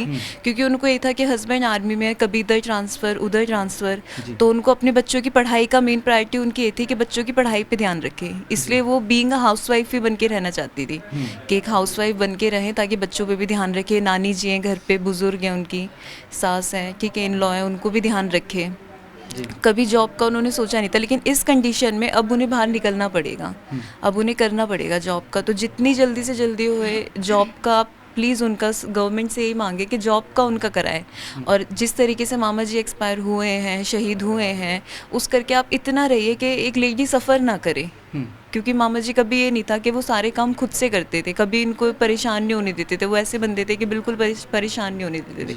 कोई भी डॉक्यूमेंट से रिलेटेड काम है, वैसे काम है, आगे आगे हाथों पे रखते थे कि भाई ये काम करना है, वो काम करना है। तो अब ये ना हो कि इधर उधर भागे दौड़े, डॉक्यूमेंट्स को लेके कभी इधर भाग रहे हैं उधर भाग रहे, उतना सफ़र ना करें। एटलीस्ट फैमिली बहुत सफ़र कर चुकी है, एक बंदे के जाने से पहले ही बहुत ज़्यादा सफ़र कर चुके हैं वो, तो अब एटलीस्ट ये चीज़ का सफ़र ना करें। उनको ईज़िली एक जॉब का है, ठीक है, सारा उनके हाथ में, गवर्नमेंट के हाथ में, सारे फॉर्म्स का फाइनलाइजेशन जो भी सबमिशन है सारा उनके हाथ में है। तो आप प्लीज़ जितना जल्दी हो सके इन लोगों की प्रॉब्लम्स का सॉल्यूशन निकालिए, और जॉब भी ऐसी होनी चाहिए ताकि इनको दिक्कत ना आए। बच्चों से रहने से रिलेटेड, घर से रिलेटेड, हर एक चीज़ का उस चीज़ का थोड़ा देख के करें। ये ना हो कि आपके पास जो भी वैकेंसी खाली है, वैकेंट है, आपने उसमें फिलअप कर दी। थोड़ा सा इस चीज़ को ध्यान में रखते हुए करें ताकि बच्चों की पढ़ाई भी सफ़र ना हो, इनका भी स्केड्यूल जो भी जॉब का रहे वो भी इनके लिए फिट रहे, पे स्केल वगैरह जिसमें अपना गुजारा अच्छे से कर सकें, वो चीज़ इनके लिए होनी चाहिए। ਸਰਕਾਰ ਵੱਲੋਂ ਕਿਹਾ ਗਿਆ, ਅਧਿਕਾਰੀ ਕਹਿੰਦੇ ਆ, ਮੰਤਰੀ ਕਹਿੰਦੇ ਆ, ਸਾਰੇ ਆਉਂਦੇ ਆ, ਦਿਲਾਸੇ ਦਿੱਤੇ ਜਾਂਦੇ ਆ, ਰਿਟਨ ਦੇ ਵਿੱਚ ਹਾਲੇ ਕੁਝ ਨਹੀਂ ਹੋਇਆ। ਭੋਗ ਤੋਂ ਪਹਿਲਾਂ ਕਿਹਾ ਜਾ ਰਿਹਾ ਸੀ ਕਿ ਸਾਰਾ ਫਾਈਨਲ ਹੀ ਹੋ ਜਾਊਗਾ, ਕਿੱਥੇ ਨੌਕਰੀ ਦੇਣੀ ਹੈ, ਕੀ ਕਰਨਾ, ਸਭ ਡਾਕੂਮੈਂਟਰੀ ਸਭ कुछ तैयार करके रिटर्न च लिखती जरा हो जाऊगा। हाले नहीं होया कुछ भी, अभी कुछ नहीं हुआ। पंजाब यूनिवर्सिटी में कहा था उन्होंने ना, पंजाब यूनिवर्सिटी में कहा था कि मामी जी की जॉब पंजाब यूनिवर्सिटी में लगा देंगे। और जो सीएम है हमारे, उनसे भी वीडियो कॉल हुई थी तो उन्होंने भी पूरी क्वालिफिकेशन पूछी थी। डॉक्यूमेंट्स के लिए उन्होंने भी कहा था कि सारे डॉक्यूमेंट्स रेडी करो, फाइनल करो, और जो भी सिग्नेचर वगैरह जैसे भी जहाँ से होना है वो सारा फाइनल करके मुझे दिया जाए। कह रहे जितनी जल्दी हो सके इनकी जॉब का मैं करवाऊँगा जी। ਬਿਲਕੁਲ ਜੀ। ਦਰਸ਼ਕੋ, ਇਹ ਸੀ ਵੀਰ ਮਨਦੀਪ ਦੀ ਭਾਂਜ ਨੂੰ, ਜਿਹੜੇ ਕਿ ਇਸ ਪਰਿਵਾਰ ਦੇ ਨਾਲ ਜੁੜੇ ਹੋਏ ਆ। ਇੱਥੇ ਸ਼ਹੀਦੀ ਵਾਲੇ ਦਿਨ ਤੋਂ ਲੈ ਕੇ, ਸੰਸਕਾਰ ਤੋਂ ਲੈ ਕੇ ਅੱਜ ਤੱਕ ਇੱਥੇ ਆ। ਇਹਨਾਂ ਦਾ ਵੀ ਕਹਿਣਾ, ਪੜ੍ਹੇ ਲਿਖੇ ਨੇ, ਸਮਝਦੇ ਨੇ ਕਿ ਬੇਸ਼ੱਕ ਪਰਿਵਾਰ ਨੂੰ ਦਿਲਾਸੇ ਦਿੱਤੇ ਗਏ ਆ, ਕਿਹਾ ਗਿਆ ਕਿ ਨੌਕਰੀ ਦਿੱਤੀ ਜਾਊ ਯੋਗਤਾ ਅਨੁਸਾਰ, ਜੋ ਇਹਨਾਂ ਨੂੰ ਮਾਲੀ ਸਹਾਇਤਾ ਕੀਤੀ ਜਾਊ, ਵਿੱਤੀ ਸਹਾਇਤਾ ਕੀਤੀ ਜਾਊਗੀ। ਪਰਿਵਾਰ ਨੂੰ ਵਾਕਈ ਲੋੜ ਹੈ, ਲੋੜਵੰਦ ਪਰਿਵਾਰ ਹੈ, ਕਿਉਂਕਿ ਇੰਨਾ ਟਾਈਮ, ਇੰਨਾ ਸਮਾਂ ਭਾਰਤੀ ਫੌਜ ਦੇ ਵਿੱਚ ਇੰਨੀਆਂ ਕਠਿਨਾਂ ਜਗ੍ਹਾ 'ਤੇ ਜਿਹੜੀਆਂ ਉਹਨਾਂ ਨੇ ਆਪਣੀਆਂ ਸੇਵਾਵਾਂ ਨਿਭਾਈਆਂ, ਪਰ ਮਨਦੀਪ ਆਪਣਾ ਘਰ ਵੀ ਨਹੀਂ ਜਿਹੜਾ ਪੂਰਾ ਬਣਾ ਸਕਿਆ, ਕਿਉਂਕਿ ਮਹਿੰਗਾਈ ਦਾ ਯੁੱਗ ਸੀ। ਮਨਦੀਪ ਆਪਣੇ ਪਰਿਵਾਰ ਦੇ ਜਿਹੜੇ ਖਰਚੇ ਹੀ ਚਲਾ ਰਿਹਾ ਸੀ, ਤੇ ਜਿਹੜੀ ਉਹਦੀ ਪਤਨੀ ਸੀ ਪੜ੍ਹੀ ਲਿਖੀ ਸੀ, ਪਰ ਨੌਕਰੀ ਤੇ ਕਿਤੇ ਵੀ ਨਹੀਂ ਲੱਗੀ ਸੀ, ਕਿਉਂਕਿ ਉਹ ਮਨਦੀਪ ਦੇ ਨਾਲ ਜੁੜ ਕੇ ਜਿਹੜਾ ਭਾਰਤੀ ਫੌਜ ਦੇ ਨਾਲ ਜਿਹੜਾ ਹੈਗਾ, ਉਹ ਵੀ ਉਹਨਾਂ ਦਾ ਵੱਡਾ ਯੋਗਦਾਨ ਸੀ। ਕਿਉਂਕਿ ਜਿੱਥੇ ਮਨਦੀਪ ਨੌਕਰੀ ਕਰਦਾ ਸੀ, ਜਾਂਦਾ ਸੀ, ਜਿੱਥੇ ਵੀ ਉਹਦੀ ਡਿਊਟੀ ਹੁੰਦੀ, ਜਿੱਥੇ ਤਾਇਨਾਤ ਹੁੰਦਾ ਸੀ, ਉੱਥੇ ਪਰਿਵਾਰ ਉਹਦੇ ਨਾਲ ਰਹਿੰਦਾ ਸੀ। ਪਰਿਵਾਰ ਵੀ ਅੱਜ ਜਿਹੜਾ ਸਦਮੇ 'ਚ ਹੈ। ਸਾਡਾ ਦੇਸ਼, ਦੁਨੀਆ 'ਚ ਜਿੰਨੇ ਵੀ ਸਾਡੇ ਸ਼ਹੀਦਾਂ ਦੇ ਨਾਲ ਜੁੜੇ ਨੇ, ਸਾਡੀ ਭਾਰਤੀ ਫੌਜ ਨੂੰ ਪਿਆਰ ਕਰਦੇ ਨੇ, ਉਹ ਪ੍ਰਣਾਮ ਕਰਦੇ ਨੇ ਇਹਨਾਂ ਸ਼ਹੀਦਾਂ ਨੂੰ। ਔਰ ਇਹ ਭੈਣ ਉਹਨਾਂ ਨੇ ਵੀ ਦੱਸਿਆ, ਬਾਈ ਗੁਰਪ੍ਰੀਤ ਉਹਨਾਂ ਨੇ ਵੀ ਦੱਸਿਆ ਕਿ ਸਿਰਫ ਕਿਹਾ ਨਾ ਜਾਵੇ, ਜੇ ਕਿਹਾ ਤੇ ਨੌਕਰੀ ਦਿੱਤੀ ਵੀ ਜਾਵੇ, ਡਾਕੂਮੈਂਟ ਤਿਆਰ ਨਾ ਕੀਤੇ ਜਾਣ, ਦਰ ਦੀਆਂ ਠੋਕਰਾਂ ਨਾ ਖਾਵੇ। ਇਹ ਨਾ ਹੋਵੇ ਕਿ ਸਰਕਾਰੀ ਅਧਿਕਾਰੀਆਂ ਅੱਗੇ ਦਫ਼ਤਰਾਂ 'ਚ ਧੱਕੇ ਖਾਂਦੀ ਰਹੇ। ਇੰਨੀ ਪੜ੍ਹ ਲਿਖ ਕੇ ਉਹਨੂੰ ਨੌਕਰੀ ਦੇਣੀ ਆ ਤਾਂ ਤੁਰੰਤ, ਜਿੱਦਾਂ ਸਰਕਾਰ ਨੇ ਕਿਹਾ ਸੀ ਕਿ ਭੋਗ ਵਾਲੇ ਦਿਨ ਤੱਕ ਪੂਰੇ ਡਾਕੂਮੈਂਟ ਤਿਆਰ ਕਰਕੇ ਰਿਟਨ ਦੇ ਵਿੱਚ ਦੱਸ ਦਿੱਤਾ ਜਾਊ ਕਿ ਕਿੱਥੇ ਨੌਕਰੀ ਦੇਣੀ ਆ। ਸੋ ਇਹ ਭੈਣ ਹੁਣੇ ਵੀ ਇਹੀ ਮੰਗ ਕਰਦੇ ਆ ਕਿ ਜਲਦ ਜਿੱਥੇ ਵੀ ਇਹਨਾਂ ਦੀ ਸਿਲੈਕਸ਼ਨ ਹੋਣੀ ਆ, ਜਲਦ ਇਹਨਾਂ ਨੂੰ ਸਿਲੈਕਟ ਕਰਕੇ ਉੱਥੇ ਜਿਹੜੀ ਇਹਨਾਂ ਨੂੰ ਤਾਇਨਾਤ ਕੀਤਾ ਜਾਵੇ। ਤਾਂ ਦਰਸ਼ਕੋ, ਪਟਿਆਲੇ ਜ਼ਿਲ੍ਹੇ ਦੇ ਪਿੰਡ ਸੀਲ 'ਚ ਅਸੀਂ ਪਹੁੰਚੇ ਹਾਂ। ਨਾਇਬ ਸੂਬੇਦਾਰ ਮਨਦੀਪ ਸਿੰਘ ਸ਼ਹੀਦ ਹੋਏ ਨੇ, ਉਸ ਪਿੰਡ ਦੇ ਵਿੱਚ ਆਏ ਹਾਂ, ਪਰਿਵਾਰ ਨਾਲ ਗੱਲਬਾਤ ਕੀਤੀ। ਪਿੰਡ ਵਾਸੀ ਸਾਡੇ ਨਾਲ ਹੈ। ਇੱਥੋਂ ਥੋੜ੍ਹੀ ਦੂਰ ਘਰ ਹੈ ਮਨਦੀਪ ਦਾ, ਇਸੇ ਥੜੇ 'ਤੇ ਆ ਕੇ ਮਨਦੀਪ ਵੀ ਬੈਠਦਾ ਹੋਊ। ਤੁਹਾਡੇ ਕੋਲ ਮਨਦੀਪ ਆਉਂਦਾ ਸੀਗਾ ਜੀ, ਜਦੋਂ ਛੁੱਟੀ ਆਉਂਦਾ ਸੀ ਇੱਥੇ ਬੈਠਦਾ ਸੀਗਾ? ਹਾਂਜੀ ਹਾਂਜੀ ਬੈਠਦਾ ਸੀ। ਕੀ ਗੱਲਾਂ ਬਾਤਾਂ ਕਰਦਾ ਹੁੰਦਾ ਸੀ ਮਨਦੀਪ? ਬਈ ਜੀ ਫੌਜਦਾਰੀ ਦੀਆਂ ਬਸ ਇੱਥੇ ਚੱਲਦੇ, ਇਹ ਕੰਮ ਇੱਥੇ ਹੁੰਦੇ, ਇਹ ਹੁੰਦਾ। ਅੱਜ ਸ਼ਹੀਦੀ ਪਾ ਗਿਆ, ਬੜੀ ਮਾਣ ਮੱਤੀ ਗੱਲ ਆ ਨਾ ਜੀ। ਮਾਣ ਮਹਿਸੂਸ ਕਰਦੇ ਆ ਸਾਰੇ ਉਹਨੂੰ ਪ੍ਰਣਾਮ ਕਰਦੇ ਆ, ਸਾਰਾ ਉਹਨੂੰ ਸੀਸ ਝੁਕਦਾ ਕਰਦੇ ਆ। ਪਿੰਡ ਵਾਸੀ ਕੀ ਮਹਿਸੂਸ ਕਰਦੇ? ਬਈ ਬੜਾ ਦੁੱਖ ਦੀ ਗੱਲ ਹੋਈ ਹੈ ਜੀ, ਸ਼ਹੀਦ ਹੋਣਾ। ਘਰ ਤੋਂ ਵੀ ਗਿਆ, ਮਿਲਟਰੀ ਤੋਂ ਵੀ ਗਿਆ, ਬੜੀ ਦੁੱਖ ਦੀ ਗੱਲ ਹੈ। ਪਰਿਵਾਰ ਦਾ ਕੋਈ ਸਹਾਰਾ ਹੈ? ਸਾਰਾ ਕੋਈ ਸਹਾਰਾ ਨਹੀਂ, ਵਿਚਾਰੇ ਕੋਲ 2-3 ਵਿਗੇ ਜ਼ਮੀਨ ਸੀ। ਵੈਸੇ ਹੀ ਹੁਣ ਜਿਹੜੀ ਗੌਰਮੈਂਟ ਹੀ ਕਰੇ, ਜੋ ਕੁਝ ਦੇਣਾ ਲੈਣਾ ਗੌਰਮੈਂਟ ਦਾ, ਕੋਈ ਨੌਕਰੀ ਦੇਵੇ। ਮੁੰਡੇ ਜਵਾਕ ਨਿਆਣੇ ਨੇ, ਅਜੇ 13 ਸਾਲ ਦਾ ਮੁੰਡਾ, 16-17 ਸਾਲ ਦੀ ਕੁੜੀ ਹੈ ਤਾਂ ਭੈਣਾਂ ਦੀਆਂ 2 ਭੈਣਾਂ ਉਹਦੀ ਵਿਧਵਾ ਨੇ। ਬੜਾ ਪਹਿਲਾਂ ਹੀ ਜਿਵੇਂ ਕਹਿੰਦੇ ਦੁੱਖਾਂ ਦਾ ਪਹਾੜ ਪਰਿਵਾਰ ਤੇ ਟੁੱਟੇ, ਬਜ਼ੁਰਗ ਦੀ ਮੌਤ ਹੋ ਗਈ, ਭੈਣਾਂ ਵਿਧਵਾ ਨੇ। ਹਾਂਜੀ 15-16-17 ਸਾਲ ਹੋ ਗਏ ਜੀ। ਹਾਂਜੀ ਮੌਤ ਹੋ ਗਈ ਡੈਡੀ ਦੀ, ਉਹਦੇ ਦੀ ਤੇ ਬਿਮਾਰੀ ਕਾਰਨ। ਬਸ ਮੈਂ ਘਰ 'ਚ ਗਰੀਬੀ ਦੀ ਵੇ, ਹੁਣ ਇਹਦੇ ਕੰਮ ਚੱਕਿਆ ਸੀ, ਹੁਣ ਉਹਦੀ ਖੁਦ ਮੌਤ ਹੋ ਗਈ। ਘਰ ਦੀ ਗਰੀਬੀ ਕਾਰਨ ਫੌਜ 'ਚ ਭਰਤੀ ਹੋਇਆ ਸੀ? ਹਾਂਜੀ ਗਰੀਬੀ ਕਰਨੇ ਜੀ, ਵੀ 3 ਵਿਗੇ 4 ਵਿਗੇ 'ਚ ਕੀ ਕਰੇਗਾ ਅਗਲੇ? ਘਰ ਦਾ ਖਰਚੇ ਨਹੀਂ ਚੱਲਦਾ, ਗਰੀਬੀ ਕਾਰਨ। ਹਰੇਕ ਫੌਜੀ ਘਰ ਦੀ ਗਰੀਬੀ ਕਰਨੇ ਜਾ ਰਹੇ, ਕੋਈ ਬੜੇ ਤਾਕੜੇ ਆਦਮੀ ਦਾ ਮੁੰਡਾ ਹੁੰਦਾ ਨਹੀਂ ਫੌਜ 'ਚ, ਕਿਸੇ ਲੀਡਰ ਦਾ ਮੁੰਡਾ ਨਹੀਂ ਫੌਜ 'ਚ ਹੁੰਦਾ। ਜਿਹਦੇ ਕੋਲ 15-20 ਕਿੱਲੇ ਜ਼ਮੀਨ ਆ, ਉਹਦਾ ਮੁੰਡਾ ਕੋਈ ਦੇਖਿਆ ਤੁਸੀਂ? ਇਹੀ ਹੈ 2 ਕਿੱਲੇ 3 ਕਿੱਲੇ ਵਾਲੀ ਫੌਜ। ਕਾਰਨ ਆ ਜਿਹੜੇ ਗਰੀਬ ਪਰਿਵਾਰਾਂ ਦੇ ਬੱਚੇ ਕਿਉਂ ਜਿਹੜੇ ਆਰਮੀ 'ਚ ਫਿਰ ਭਰਤੀ ਹੁੰਦੇ ਆ, ਜਿਹੜੇ ਅਮੀਰਾਂ ਦੇ ਕਿਉਂ ਨਹੀਂ ਫਿਰ ਹੁੰਦੇ? ਕੀ ਕਾਰਨ? ਇਹ ਭੁੱਖੇ ਮਰਦੇ ਹੁੰਦੇ ਆ ਜੀ ਗਰੀਬਾਂ ਦੇ। ਤਾਕੜੇ ਨੂੰ ਕੀ ਲੋੜ ਹੈ? ਤਾਕੜੇ ਕੋਲ 20 ਕਿੱਲੇ ਜ਼ਮੀਨ ਦੇ, ਜਾਂ ਤਾਕੜਾ ਕੋਈ ਨੌਕਰੀ ਕਰ ਲੂਗਾ। ਛੋਟੇ ਦਾ ਕੰਮ ਤਾਂ ਇਹੀ ਗੁਜ਼ਾਰਾ ਇਹੀ ਹੈ ਵੀ ਕੋਈ ਵੀ ਨੌਕਰੀ ਮਿਲੇ ਕਰਨ ਨੂੰ ਤਿਆਰ ਹੈ, ਅਗਲਾ ਬੱਚੇ ਚਾਹੇ ਮਰੇ। ਅੱਜ ਸਾਰੇ ਕਹਿ ਰਹੇ ਕਿ ਮਾਣ ਸ਼ਹੀਦ ਹੋ ਗਿਆ, ਮਾਣ ਮੱਤੀ ਸ਼ਖਸੀਅਤ ਦੀ ਪ੍ਰਣਾਮ ਕਰਦੇ ਆ ਨਾ ਜੀ, ਸੀਸ ਝੁਕਦਾ ਕਰ ਸਾਰੇ ਕਹਿੰਦੇ ਆ। ਪਰ ਪਿੰਡ ਵਾਸੀ ਕੀ ਕਹਿੰਦੇ ਆ ਕਿ ਮਾਣ ਵਾਲੀ ਗੱਲ ਹੈ ਜਾਂ ਦੁੱਖ ਵਾਲੀ ਗੱਲ ਹੈ? ਮਾਣ ਵਾਲੀ ਤਾਂ ਕੀ ਗੱਲ ਹੈ, ਦੁੱਖ ਵਾਲੀ ਗੱਲ ਹੈ ਜੀ। ਲੋਕ ਤਾਂ ਕਹਿੰਦੇ ਨੇ ਵੀ ਸ਼ਹੀਦ ਹੋ ਗਏ, ਬਾਦ ਹੋ ਗਏ, ਆਮਰ ਹੋਏ, ਫਲਾਣ ਹੋਏ। ਉਹ ਟੱਬਰ ਨੂੰ ਪੁੱਛ ਕੇ ਦੇਖੋ, ਉਹਨਾਂ ਦਾ ਤਾਂ ਸਹਾਰਾ ਸੀ ਜਿਹੜਾ, ਉਹ ਤਾਂ ਚਲਾ ਗਿਆ। ਹੁਣ ਪੈਸਾ ਜ਼ਰੂਰ ਮਿਲੂਗਾ, ਪੈਸਾ ਆਪਣੀ ਥਾਂ ਹੈ ਤੇ ਬੰਦਾ ਆਪਣੀ ਥਾਂ ਹੁੰਦਾ। ਸਰਕਾਰ ਨੂੰ ਕੀ ਕਰਨਾ ਚਾਹੀਦਾ ਹੁਣ? ਸਰਕਾਰ ਨੂੰ ਪੂਰੀ ਹਦਾਇਤ ਦੇਣੀ ਚਾਹੀਦੀ ਹੈ ਉਹਦੇ ਘਰ ਨੂੰ ਕੋਈ ਨੌਕਰੀ ਮਿਲੇ। ਜਿਵੇਂ ਅਮਰਿੰਦਰ ਸਿੰਘ ਨੇ ਅਸੀਂ 50 ਲੱਖ ਕੇ ਦਿੱਤਾ, ਕੋਈ ਸੈਂਟਰ ਸਰਕਾਰ ਦੇਵੇ ਜਾਂ MLA ਵਗੈਰਾ ਨੂੰ ਦੇਣੇ ਘੱਟੋ ਘੱਟ ਲੱਖ 1.5 ਕਰੋੜ ਰੁਪਇਆ, 1.5 ਕਰੋੜ ਦੇ ਕਰੀਬ ਉਹਦੇ ਕੋਲ ਤਾਂ ਉਹਨਾਂ ਦਾ ਗੁਜ਼ਾਰਾ ਚੱਲਦਾ। ਕਿ ਬੱਚੇ ਵੀ ਛੋਟੇ ਨੇ, 16 ਸਾਲ ਦੀ ਕੁੜੀ ਆ, ਕੱਲ੍ਹ ਉਹ ਵਿਆਹ ਵੀ ਕਰਦੇ ਨੇ 5 ਸਾਲ ਨੂੰ, ਘੱਟੋ ਘੱਟ 20 ਲੱਖ ਰੁਪਇਆ ਹੋਣਾ ਚਾਹੀਦਾ ਵਿਆਹ 'ਤੇ ਵੀ। ਕੈਪਟਨ ਅਮਰਿੰਦਰ ਸਿੰਘ ਲਾਰੇ ਨਾ ਲਾਵੇ, ਜੋ ਇਸਨੇ ਵਾਅਦਾ ਕੀਤਾ ਉਸ ਨੂੰ ਪੂਰਾ ਕਰੇ, ਜੋ 50 ਲੱਖ ਦੀ ਉਸਨੇ ਮੰਗ ਕੀਤੀ ਹੈ ਉਸ ਨੂੰ 100% ਪੂਰਾ ਕਰੇ। ਕੀ ਗੱਲ ਉਮੀਦ ਨਹੀਂ ਲੱਗਦੀ, ਵਿਸ਼ਵਾਸ ਨਹੀਂ ਕੈਪਟਨ ਸਾਹਿਬ ਤੇ? ਵਿਸ਼ਵਾਸਾਂ ਦਾ ਜੀ ਕਿਸੇ ਵੀ ਸਰਕਾਰਾਂ 'ਤੇ ਨਹੀਂ ਹੈ ਹੁਣ, ਕੱਲ੍ਹ ਕੈਪਟਨ ਦਾ ਕਿ ਜਿਹੜਾ ਵੀ ਆਉਂਦਾ ਬਸ। ਕੈਪਟਨ ਸਾਹਿਬ ਨੇ ਸਪੈਸ਼ਲ ਫੋਨ ਲਾ ਕੇ ਕਿਹਾ ਕਿ ਇੱਕ ਪਰਿਵਾਰ ਦੇ ਮੈਂਬਰ ਨੂੰ ਉਹਦੀ ਵਾਈਫ ਜੋ ਕਾਰ ਆਈ 2 ਵਾਰ ਉਹਨਾਂ ਨੇ ਗੱਲ ਵੀ ਕੀਤੀ ਹੈ ਅਲੱਗ-ਅਲੱਗ ਦਿਨ, ਵਾਅਦਾ ਕੀਤਾ ਜ਼ਰੂਰ ਵੀ ਅਸੀਂ ਪੈਸੇ ਦੇਵਾਂਗੇ, ਬਾਕੀ ਜਦ ਪੈਸੇ ਆਉਣਗੇ ਤਾਂ ਪਤਾ ਲੱਗੂ। ਬਿਲਕੁਲ ਜੀ, ਇਹ ਕਹਿ ਰਹੇ ਕਿ ਕੈਪਟਨ ਸਾਹਿਬ ਇਕੱਲੇ ਵਾਅਦੇ ਨਾ ਕਰਨ, ਪਰਿਵਾਰ ਨੂੰ ਜਿਹੜੀ ਮਾਲੀ ਮਦਦ ਜ਼ਰੂਰ ਕਰਨ। ਬਜ਼ੁਰਗ ਸੀ। ਬਾਪੂ ਕੀ ਕਹਿ ਰਹੇ ਸੀ ਤੁਸੀਂ?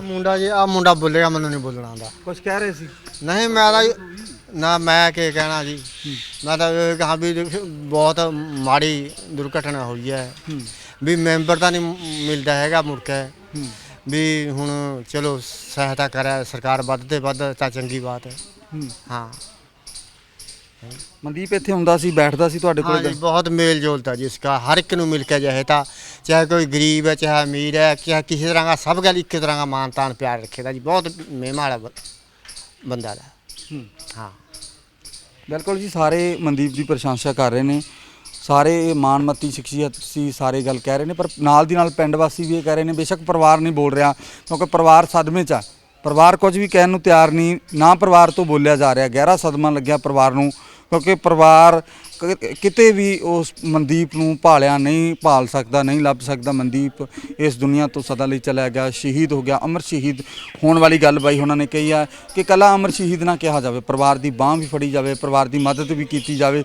ਜੇ ਨੌਕਰੀ ਦੀ ਗੱਲ ਕੀਤੀ ਹੈ ਤਾਂ ਪਰਿਵਾਰ ਨੂੰ ਨੌਕਰੀ ਸਰਕਾਰ ਜ਼ਰੂਰ ਦੇਵੇ ਔਰ ਉਹਦੀ ਵਿੱਤੀ ਸਹਾਇਤਾ, ਮਾਲੀ ਮਦਦ ਪਰਿਵਾਰ ਦੀ ਸਾਡੀ ਜਿਹੜੀ ਪੰਜਾਬ ਸਰਕਾਰ ਔਰ ਸੈਂਟਰ ਸਰਕਾਰ ਜ਼ਰੂਰ ਕਰੇ। ਤਾਂ ਦਰਸ਼ਕੋ, ਪਟਿਆਲਾ ਜ਼ਿਲ੍ਹੇ ਦੇ ਪਿੰਡ ਸੀਲ ਦੇ ਸ਼ਹੀਦ ਹੋਏ ਨਾਇਬ ਸੂਬੇਦਾਰ ਮਨਦੀਪ ਸਿੰਘ ਦੇ ਪਰਿਵਾਰ ਦੇ ਨਾਲ ਗੱਲਬਾਤ ਕੀਤੀ ਹੈ। ਹੁਣ ਸਾਡੇ ਨਾਲ ਇਸ ਪਿੰਡ ਦੇ ਬਜ਼ੁਰਗ ਨੇ, ਸੱਥ 'ਚ ਆਏ ਆ। ਬਜ਼ੁਰਗੋ, ਕਿਸ ਤਰ੍ਹਾਂ ਦੇਖਦੇ ਹੋ, ਮਨਦੀਪ ਨੇ ਸ਼ਹੀਦੀ ਪਾਈ ਆ, ਤੁਸੀਂ ਖੁਦ ਲੰਮਾ ਟਾਈਮ ਜਿਹੜੇ ਸਰਕਾਰ ਦੇ ਨੁਮਾਇੰਦੇ ਰਹੇ ਹੋ, ਖੁਦ ਜੌਬ ਕੀਤੀ ਹੈ, ਤੁਸੀਂ ਡਾਕ ਵਿਭਾਗ 'ਚ ਰਹੇ ਹੋ, ਮਨਦੀਪ ਆਰਮੀ 'ਚ ਰਿਹਾ, ਉਹਨੇ ਦੇਸ਼ ਦੀ ਸੇਵਾ ਕੀਤੀ, ਕਿੱਦਾਂ ਦੇਖਦੇ ਹੋ ਉਹਦੀ ਸ਼ਹੀਦੀ ਨੂੰ? ਮੈਂ ਜੀ ਸਰਦਾਰ ਬਹਾਦਰ ਸਿੰਘ ਪਿੰਡ ਸੀਲ ਦਾ ਰਹਿਣ ਵਾਲਾ ਔਰ ਸ਼ਹੀਦ ਸਰਦਾਰ ਮਨਦੀਪ ਸਿੰਘ ਜੀ ਜੋ ਸਾਡੇ ਪਿੰਡ ਦੇ ਸ਼ਹੀਦ ਹੋਏ ਨਾਇਬ ਸੂਬੇਦਾਰ, ਉਸ ਨਾਲ ਸਾਡੇ ਪਿੰਡ ਨੂੰ, ਸਾਡੇ ਇਲਾਕੇ ਨੂੰ, ਸਾਡੇ ਹਲਕੇ ਨੂੰ, ਜ਼ਿਲ੍ਹੇ ਨੂੰ, ਪੰਜਾਬ ਨੂੰ, ਹਿੰਦੁਸਤਾਨ ਨੂੰ ਬਹੁਤ ਵੱਡਾ ਘਾਟਾ ਪਿਆ ਜੀ। ਔਰ ਸਾਨੂੰ ਇਸ ਗੱਲ ਦਾ ਬੜਾ ਦੁੱਖ ਹੈ ਵੀ ਸਾਡਾ ਇੱਕ ਨੌਜਵਾਨ ਜੋ ਕਿ ਤਰੱਕੀ ਦੀਆਂ ਬੁਲੰਦੀਆਂ ਨੂੰ ਛੂਹਣ ਵਾਸਤੇ ਬੜਾ ਉਹ ਸੀ, ਉਤਾਰੂ ਸੀ ਵੀ ਮੈਂ ਇੱਥੇ ਤੱਕ ਜਾਵਾਂ, ਲੇਕਿਨ ਉਹ ਗੱਲ ਨਹੀਂ ਪੂਰੀ ਹੋ ਸਕੀ। ਪਰ ਫਿਰ ਵੀ ਸਾਨੂੰ ਇਸ ਗੱਲ 'ਤੇ ਮਾਣ ਹੈ ਵੀ ਜੋ ਸਾਡੇ ਪਿੰਡ ਦਾ ਸ਼ਹੀਦ ਸਰਦਾਰ ਮਨਦੀਪ ਸਿੰਘ ਨਾਇਬ ਸੂਬੇਦਾਰ, ਜਿਨ੍ਹਾਂ ਨੇ ਦੇਸ਼ ਵਾਸਤੇ ਐਡੀ ਬੜੀ ਕੁਰਬਾਨੀ ਕੀਤੀ ਹੈ, ਉਹ ਸਾਡੇ ਪਿੰਡ ਦਾ, ਇਲਾਕੇ ਦਾ ਔਰ ਸਾਡੇ ਪੰਜਾਬ ਦਾ, ਹਿੰਦੁਸਤਾਨ ਦਾ ਨਾਂ ਰੋਸ਼ਨ ਕਰ ਗਿਆ। ਇਹਦੇ ਨਾਲ ਹੀ ਸਾਨੂੰ ਔਰ ਸਾਡੇ ਪਿੰਡ ਦੇ ਨੌਜਵਾਨਾਂ ਨੂੰ ਔਰ ਸਾਡੇ ਪੰਜਾਬ ਦੇ ਨੌਜਵਾਨਾਂ ਨੂੰ ਹੋਰ ਵੀ ਬਲ ਮਿਲੇਗਾ ਵੀ ਅਸੀਂ ਆਪਣੇ ਦੇਸ਼ ਦੀ ਰਾਖੀ ਵੱਧ ਚੜ੍ਹ ਕੇ ਕਰੀਏ। ਇਸ ਲਈ ਅਸੀਂ ਸਰਦਾਰ ਮਨਦੀਪ ਸਿੰਘ ਨੂੰ ਸਦਾ ਹੀ ਯਾਦ ਰੱਖਾਂਗੇ ਔਰ ਉਹ ਜੋ ਕਿ ਸਾਡੇ ਪਿੰਡ ਦਾ ਨਾਂ ਰੋਸ਼ਨ ਕਰ ਗਿਆ। ਔਰ ਅਸੀਂ ਡਿਮਾਂਡ ਕਰਦੇ ਹਾਂ ਵੀ ਜੋ ਰਾਸ਼ੀ ਪੰਜਾਬ ਗੌਰਮੈਂਟ ਨੇ ਜਾਂ ਸੈਂਟਰ ਗੌਰਮੈਂਟ ਨੇ ਇਹਨਾਂ ਨੂੰ ਦੇਣ ਜਾ ਰਹੀ ਹੈ, ਉਹਦੇ ਵਿੱਚ ਵਾਧਾ ਕੀਤਾ ਜਾਵੇ ਔਰ ਇਹਨਾਂ ਦੇ ਬੱਚਿਆਂ ਨੂੰ ਨੌਕਰੀ, ਇਹਦੇ ਘਰ ਵਾਲੀ ਨੂੰ ਨੌਕਰੀ ਦਿੱਤੀ ਜਾਵੇ ਔਰ ਇਹਦੇ ਬੱਚਿਆਂ ਨੂੰ ਚੰਗੀ ਪੜ੍ਹਾਈ ਦਾ ਖਰਚਾ ਦਿੱਤਾ ਜਾਵੇ ਔਰ ਉਸ ਤੋਂ ਬਾਅਦ ਵੀ ਇਹਨਾਂ ਦੇ ਬੱਚਿਆਂ ਨੂੰ ਨੌਕਰੀ ਦਿੱਤੀ ਜਾਵੇ। ਅਸੀਂ ਇਹ ਡਿਮਾਂਡ ਕਰਦੇ ਹਾਂ ਔਰ ਸਾਨੂੰ ਇਸ ਗੱਲ ਦਾ ਮਾਣ ਵੀ ਹੈ ਔਰ ਦੁੱਖ ਵੀ। ਤਾਂ ਦਰਸ਼ਕੋ, ਇਹ ਸੀ ਪਟਿਆਲਾ ਜ਼ਿਲ੍ਹੇ ਦਾ ਪਿੰਡ ਸੀਲ। ਇਸ ਪਿੰਡ ਦਾ ਨਾਇਬ ਸੂਬੇਦਾਰ ਮਨਦੀਪ ਸਿੰਘ ਜੋ ਕਿ ਪਿਛਲੇ ਦਿਨੀ ਸ਼ਹੀਦੀ ਪ੍ਰਾਪਤ ਕਰ ਗਿਆ ਸੀ, ਉਸ ਦੇ ਪਰਿਵਾਰ ਨਾਲ ਗੱਲਬਾਤ ਕੀਤੀ, ਪਿੰਡ ਵਾਸੀਆਂ ਨਾਲ ਗੱਲਬਾਤ ਕੀਤੀ। ਪਰਿਵਾਰ ਹਾਲੇ ਸਦਮੇ 'ਚ ਆ, ਕੋਈ ਬਹੁਤੀ ਗੱਲਬਾਤ ਨਹੀਂ ਕਰ ਪਾ ਰਿਹਾ। ਪਿੰਡ ਵਾਸੀਆਂ ਦਾ ਕਹਿਣਾ ਕਿ ਸਾਡੀ ਪੰਜਾਬ ਸਰਕਾਰ ਔਰ ਸੈਂਟਰ ਸਰਕਾਰ ਵੱਲੋਂ ਇਸ ਪਰਿਵਾਰ ਦੀ ਮਦਦ ਜ਼ਰੂਰ ਕਰਨੀ ਚਾਹੀਦੀ ਹੈ। ਉਸ ਦੀ ਧਰਮ ਪਤਨੀ ਔਰ ਬੱਚਿਆਂ ਨੂੰ ਨੌਕਰੀ ਦੇਣੀ ਚਾਹੀਦੀ ਹੈ ਔਰ ਪਰਿਵਾਰ ਦੀ ਵਿੱਤੀ ਸਹਾਇਤਾ, ਮਦਦ ਜ਼ਰੂਰ ਕਰਨੀ ਚਾਹੀਦੀ ਹੈ। ਸੋ ਦਰਸ਼ਕੋ ਅੱਜ ਲਈ ਬਸ ਇੰਨਾ ਹੀ। ਜੇਕਰ ਤੁਹਾਡੇ ਧਿਆਨ ਦੇ ਵਿੱਚ ਕੋਈ ਅਜਿਹਾ ਮਸਲਾ ਆਉਂਦਾ ਹੈ ਜੋ ਅਸੀਂ ਜਨਤਕ ਕਰ ਸਕਦੇ ਹਾਂ ਜਾਂ ਉਸ ਮਸਲੇ ਨੂੰ ਹੱਲ ਵੱਲ ਜਾ ਸਕਦੇ ਹਾਂ, ਜਾਂ ਤੁਹਾਡੇ 'ਚ ਹੈ ਕੋਈ ਵੱਖਰਾ ਕਰ ਦਿਖਾਉਣ ਦਾ ਜਜ਼ਬਾ, ਜਾਂ ਤੁਹਾਡੇ 'ਚ ਹੈ ਕੋਈ ਟੈਲੈਂਟ, ਤਾਂ ਤੁਸੀਂ ਸਾਡੇ ਨਾਲ ਸੰਪਰਕ ਜ਼ਰੂਰ ਕਰੋ। ਸਾਡੇ ਨਾਲ ਸੰਪਰਕ ਕਰਨ ਲਈ ਸਾਡਾ ਨੰਬਰ ਨੋਟ ਕਰੋ 98782 83334। ਇੱਕ ਵਾਰ ਫਿਰ ਨੰਬਰ ਨੋਟ ਕਰੋ 98782 83334। ਔਰ ਦਰਸ਼ਕੋ ਇਸ ਦੇ ਨਾਲ ਤੁਸੀਂ ਹਮਦਰਦ ਟੀਵੀ ਤੇ ਹਰ ਅਪਡੇਟ, ਹਰ ਵੱਡੀ ਛੋਟੀ ਖਬਰ ਦੇਖਣ ਲਈ ਤੁਸੀਂ ਸਾਡਾ YouTube ਚੈਨਲ ਹਮਦਰਦ ਟੀਵੀ ਸਬਸਕ੍ਰਾਈਬ ਕਰੋ। ਔਰ ਸਾਡਾ ਫੇਸਬੁੱਕ ਪੇਜ, ਸੋਸ਼ਲ ਮੀਡੀਆ ਤੇ ਵੀ ਤੁਸੀਂ ਸਾਡੇ ਨਾਲ ਜੁੜ ਸਕਦੇ ਹੋ। ਸਾਡਾ ਫੇਸਬੁੱਕ ਪੇਜ ਹੈ ਹਮਦਰਦ ਮੀਡੀਆ ਗਰੁੱਪ, ਤੁਸੀਂ ਲਾਈਕ ਕਰ ਸਕਦੇ ਹੋ। ਹਰ ਵੱਡੀ ਛੋਟੀ ਖਬਰ, ਹਰ ਅਪਡੇਟ ਤੁਸੀਂ ਹਮਦਰਦ ਮੀਡੀਆ ਗਰੁੱਪ ਦੇ ਫੇਸਬੁੱਕ ਪੇਜ ਔਰ YouTube ਤੇ ਤੁਸੀਂ ਦੇਖ ਸਕਦੇ ਹੋ। ਸੋ ਅੱਜ ਲਈ ਦਰਸ਼ਕੋ ਬਸ ਇੰਨਾ ਹੀ। ਪਟਿਆਲਾ ਜ਼ਿਲ੍ਹੇ ਦੇ ਪਿੰਡ ਸੀਲ ਤੋਂ ਕੈਮਰਾਮੈਨ ਸਵਰਨਜੀਤ ਸਿੰਘ ਸਰਬਾ ਦੇ ਨਾਲ ਕੁਲਦੀਪ ਕੋਲੀਆ, ਹਮਦਰਦ ਟੀਵੀ।